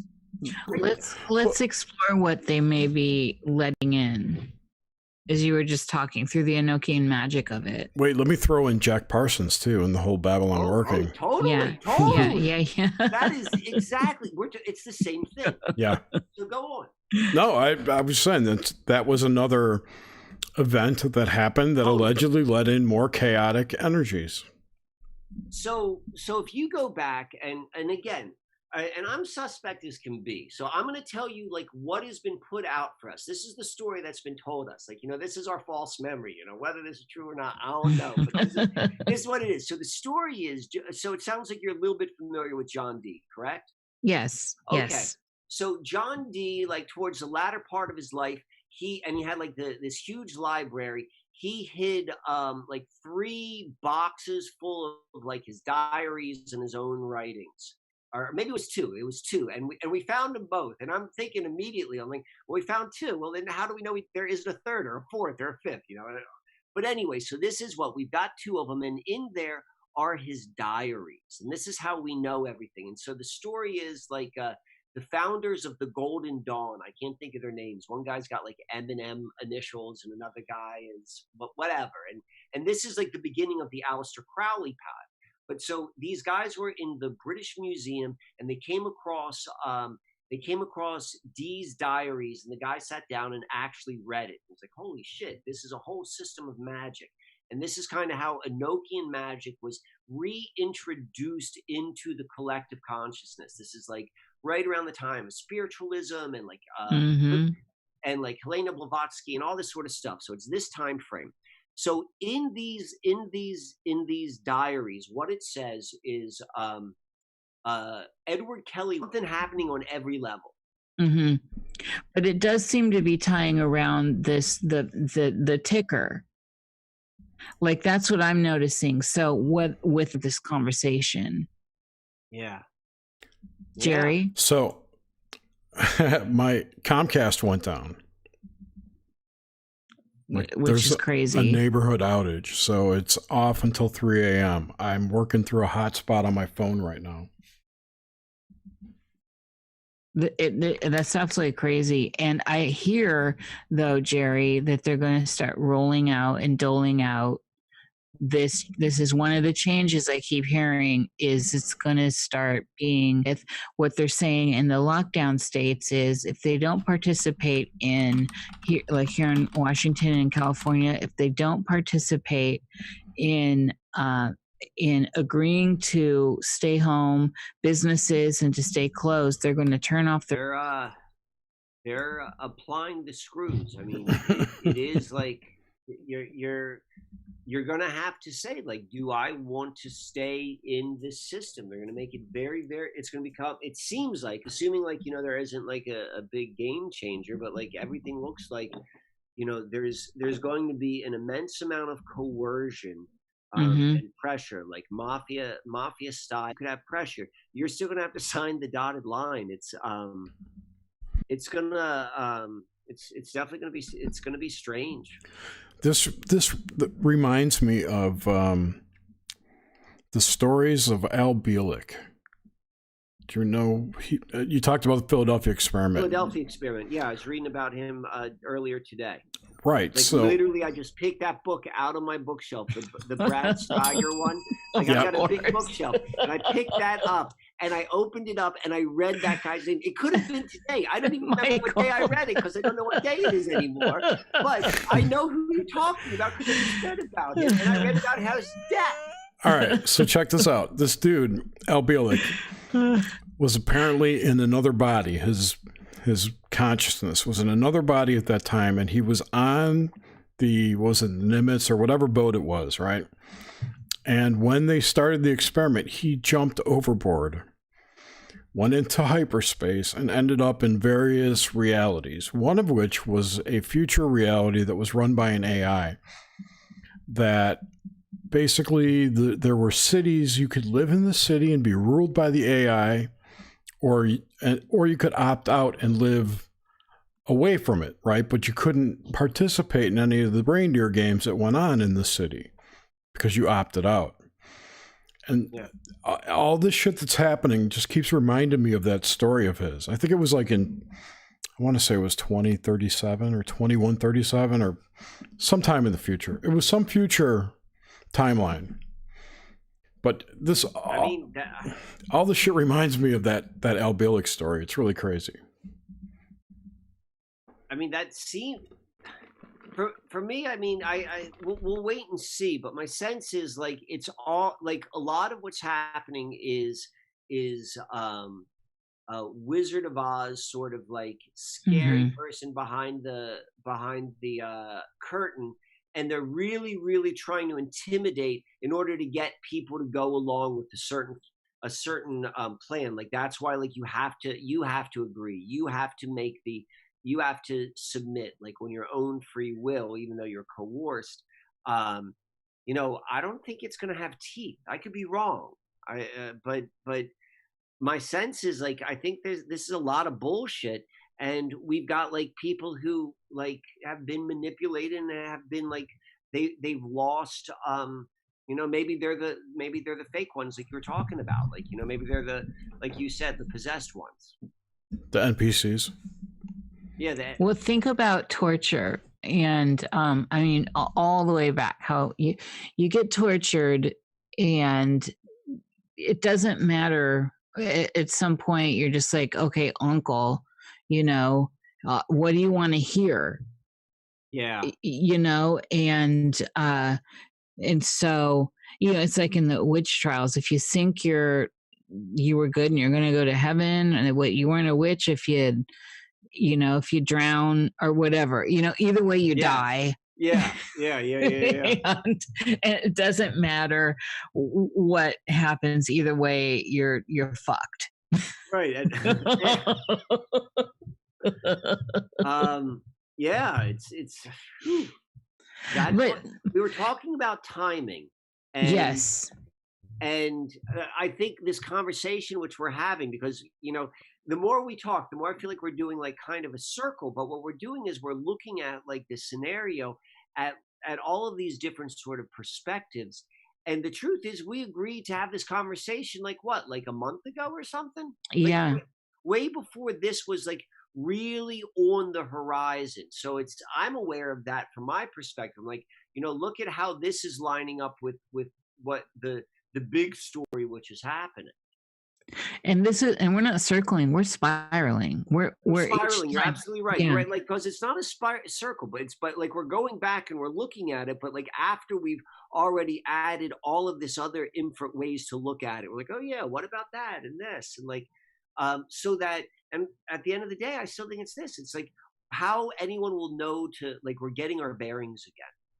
Well, okay, so where you dropped off, where Jerry dropped out, was in this idea of what do you think came forward through the Enochian stuff? What do you think got dumped into this reality?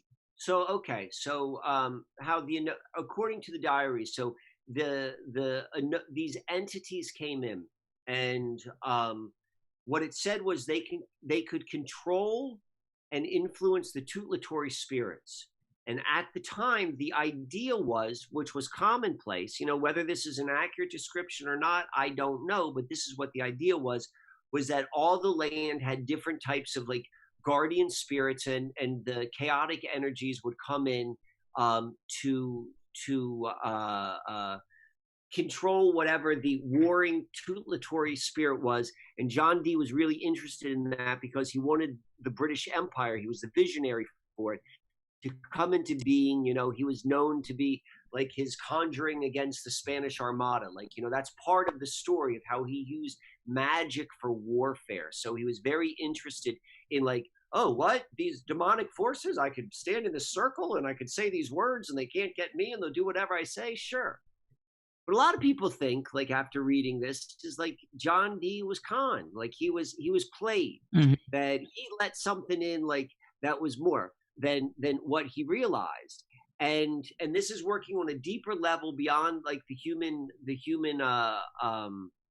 conscious awareness, and that has been driving all of this kind of expressive lead up to the age of Aquarius, like all of this stuff that needed to happen to bring us to the age of Aquarius, while at the same time being very, very destructive and chaotic in nature.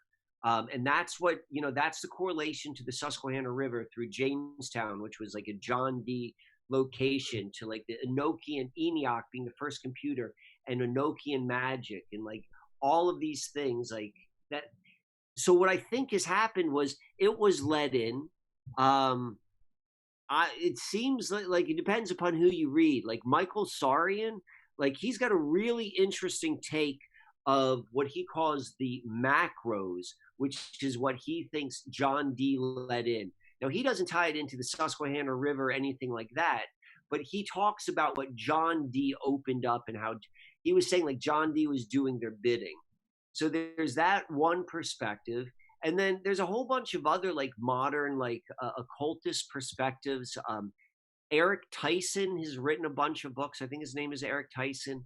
And Jason Louv, he's a little bit more modern. Like they're very, very sympathetic towards the telling of John Dee, of being like, no, he was just a guy who was like, who meant well, who was, more or less taken advantage by Kelly and or like these entities. I don't know, but what I do know is there is something very, very destructive tied to these firsts, which are on this river. We see this through 3 Mile Island. We see this through a lot of the stuff on Scranton. There's this thing called Bloody Rock, and it ties to like Queen Esther and this like Native American curse.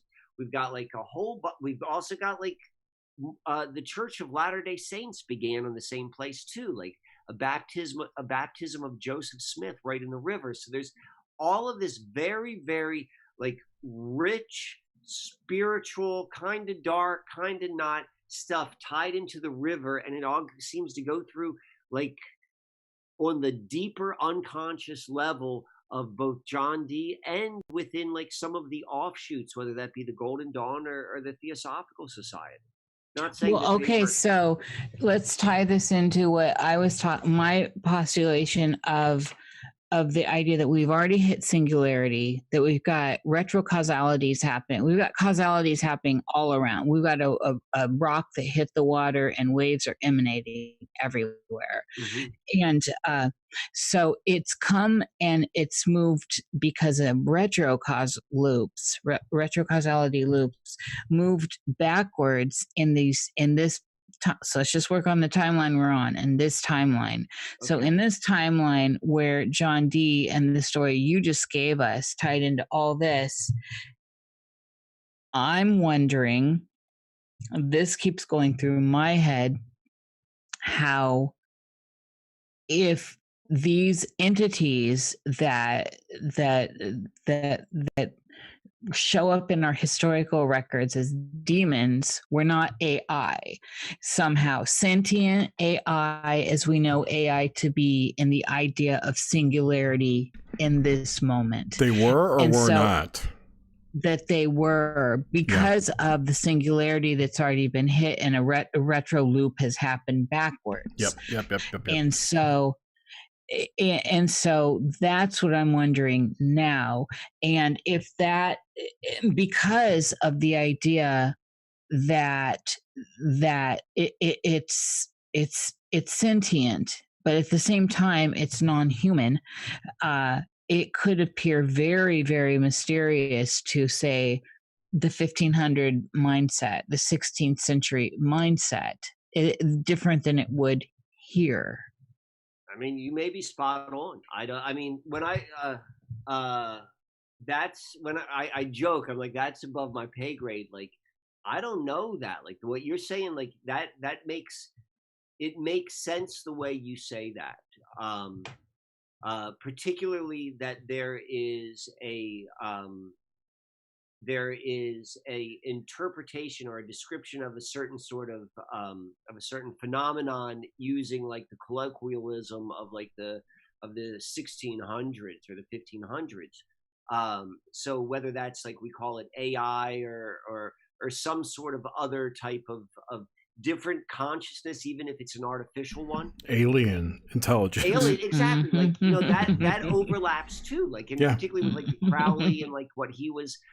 Lamb. Yeah, exactly. And we're talking in, like, you brought up Jack Parsons and like all like it all seems to like I don't know like what the tight bow is if it does that yet, but I definitely think that well, it's like a bowl of popcorn with a thread going through it. We just can't see the line of the thread. The line. I want to know why. So if we think about AI, we tie that to Silicon Valley, and we can tie that whole area to crystals, a lot of also. Organizations.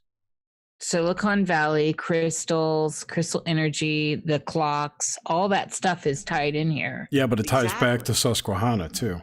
It does. It does. Like, I mean, there's a link. You're absolutely right, Jerry. You know, you've done your research.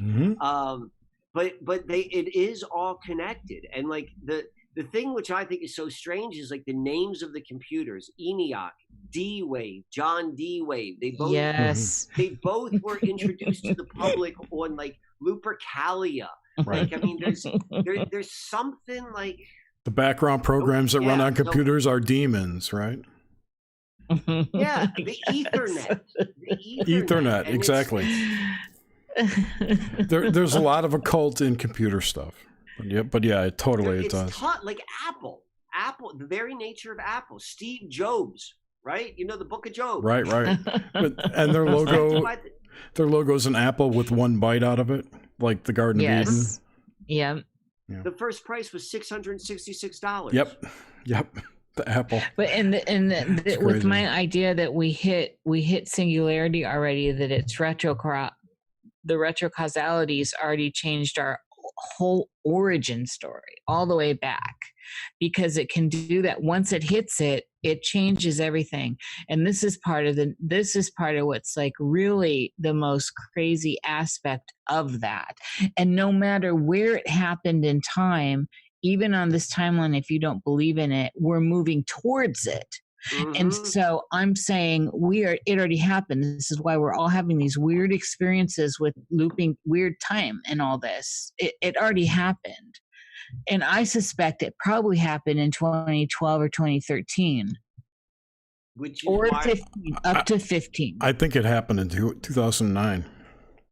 Or 9, right. There's a point where weirdness started to happen in a lot of people, and it does seem to be anywhere from like 606 to 15, where you start hearing a lot of people in that time slot go, oh wow, this was some strange stuff started happening in this slotted time. When it started to come online, where it started to get closer and closer and closer until full connect, and then bang, live. Right. Can I add? I'll add one last point to that. Yeah, sure. You got something? No, I was going to say we'll wrap it up because you got to go. So yeah, you're All running right, out of time. Yeah. So I think this is interesting to that point, and this is just like this was an idea that was put out. Like you can see these videos on YouTube of Michael Sarian. It's like a presentation he may have done, look like in the early 2000s maybe, and he's talking about like specifically like John Dee and he calls them the macros. You can go and search that, but his perspective and his point of view tied straight back to Nephilim and fallen angels, and these are the that they were the ones that tricked John Dee into like doing what he was doing, or maybe they worked for him so that the mechanism would be created for their release. And so like that also seems to like tie into this weird strange story, but it doesn't deal with the time loop thing that we're seeing, but that's another layer to contemplate. it ties into transhumanism, because one of the thoughts I've always held is that excuse me, that the whole drive towards getting these quote unquote vessels for people to download their consciousness into would allow angels or demons or whatever intelligences to inhabit those vessels and be physical here in this plane. That could also be that possession which you were talking about too. Yeah. Mm-hmm. It all ties together. So let me this one last thing. So we talked about, and I'm glad it resonated with you, like that 3 foot, like the magnetic barrier. Yes. So we always, assuming that you were someone who was somewhat around other people, you lived in a somewhat densely populated place where you would be around other human beings. That heart center was probably, or that cloud, that field, that torus field around you was always under the impression of like a whole bunch of different people, and you're always interacting with that. If people are eliminating that from their daily experience, and we also know that when we sit in front of our computers, like right now, this is true for all of us, we know that our field is melding with the field of the computer. And we know that they're able to go and influence us to various degrees. My thought is, if you are not interacting with other human beings, if you're not strengthening like that if that heart torus is not being fulfilled there, it's like, that itch is going to get scratched by someone else, and it's going to be your Ethernet demon. If you listen to Thomas Sheridan, he talks about demons inhabiting the internet. It's another thing we've talked about before, that there are entities that live on the internet and affect people. So yeah, totally. Yeah. Well, this has been a fantastic conversation, and I apologize to everyone. I'm not apologizing for Comcast going down on me, but I wish they would, but I'm sorry. Yeah, and they missed some really great content. I know. Oh my God. Nor was it recorded, which kind of sucks, but yeah. But it's been fantastic having you here. Do you have anything you want to plug? Like your website and your Patreon and what your subscribe star? First of all, it was a lot of fun to be here. This is I try to do maybe like 1 or 2 podcasts a month, and every podcast has a different flavor. And I definitely like coming here. I like the way this feels, and how we go in some places which I normally don't go, and so this was fun. Particularly now, this is my opinion. It's like we are entering into another place. It's what's being pushed very hard is this universal income, and like I don't see that as like where we want to go. And what I see is, at least what we can do with what's happening is we're all becoming it's the content which we create, like not necessarily like as a YouTube content creator, but literally like we've been given this opportunity to temporarily, in terms of like, guess what, if you can go and find a way that like it's best to get off the system, but as long as we're still walking like tightrope, this is where you can support me, like what I'm doing right now. I do this type of analysis on individuals. I do this both just by looking at their chart, and I create this really fantastic like 90-minute presentation called a star board, and I go into astrology in their life in a fantastic way. If you're interested in that, you could do that. You can go to my website, Susquehanna Alchemy, and you can order those. And now we got all this time. I can send that to you. And I can also do it one level deeper, where I don't just look at one's astrology or their natal chart, but I also do this in-depth like intake form where you tell me about your actual experiences, and I show how it's connected. And what that does is it really provides this like tangible way of seeing like, holy crap, this is like, I didn't even realize how much my life is a reflection of something I had no idea about. And that's very, very eye-opening, particularly in this opportunity to really get to know thyself. So that's all at Susquehanna Alchemy. I've got some other really cool stuff there, which people can go and look at. And if you want to go and what I think is really important now is like, you know, we spread the love through like whatever ways we can do these like small little like monthly sort of connections. And I do that with Subscribe Star. So if you go there on Susquehanna Alchemy, that's my account. You could see some content there. But other than that, like, you know, obviously things are tight. You want to do something without money, YouTube. I try to put out videos there, and really lately have been getting into not just like looking at movies synchronistically, but looking at this what's unfolding before us, and Instagram. Both YouTube and Instagram can be found at Susquehanna Alchemy, and you know, I put links to that in the description and the show notes too. So that'd be fantastic. Yeah, like I'd love to hear from people. Great. Well, thank you so much, Jerry and Michael. Yes, thanks so much, Michael. And thank you everyone for hanging with us through this trying show. Next week, be sure to join us. We're back to Nox Mente, and we're going to have guest, who is it next week? Shit, I forgot already. Oh, Denver Michaels, the cryptozoologist, paranormal researcher. That should be a great show. I'm looking forward to that. So anyway, everyone, you have a great night, and we will talk to you next week. Bye-bye.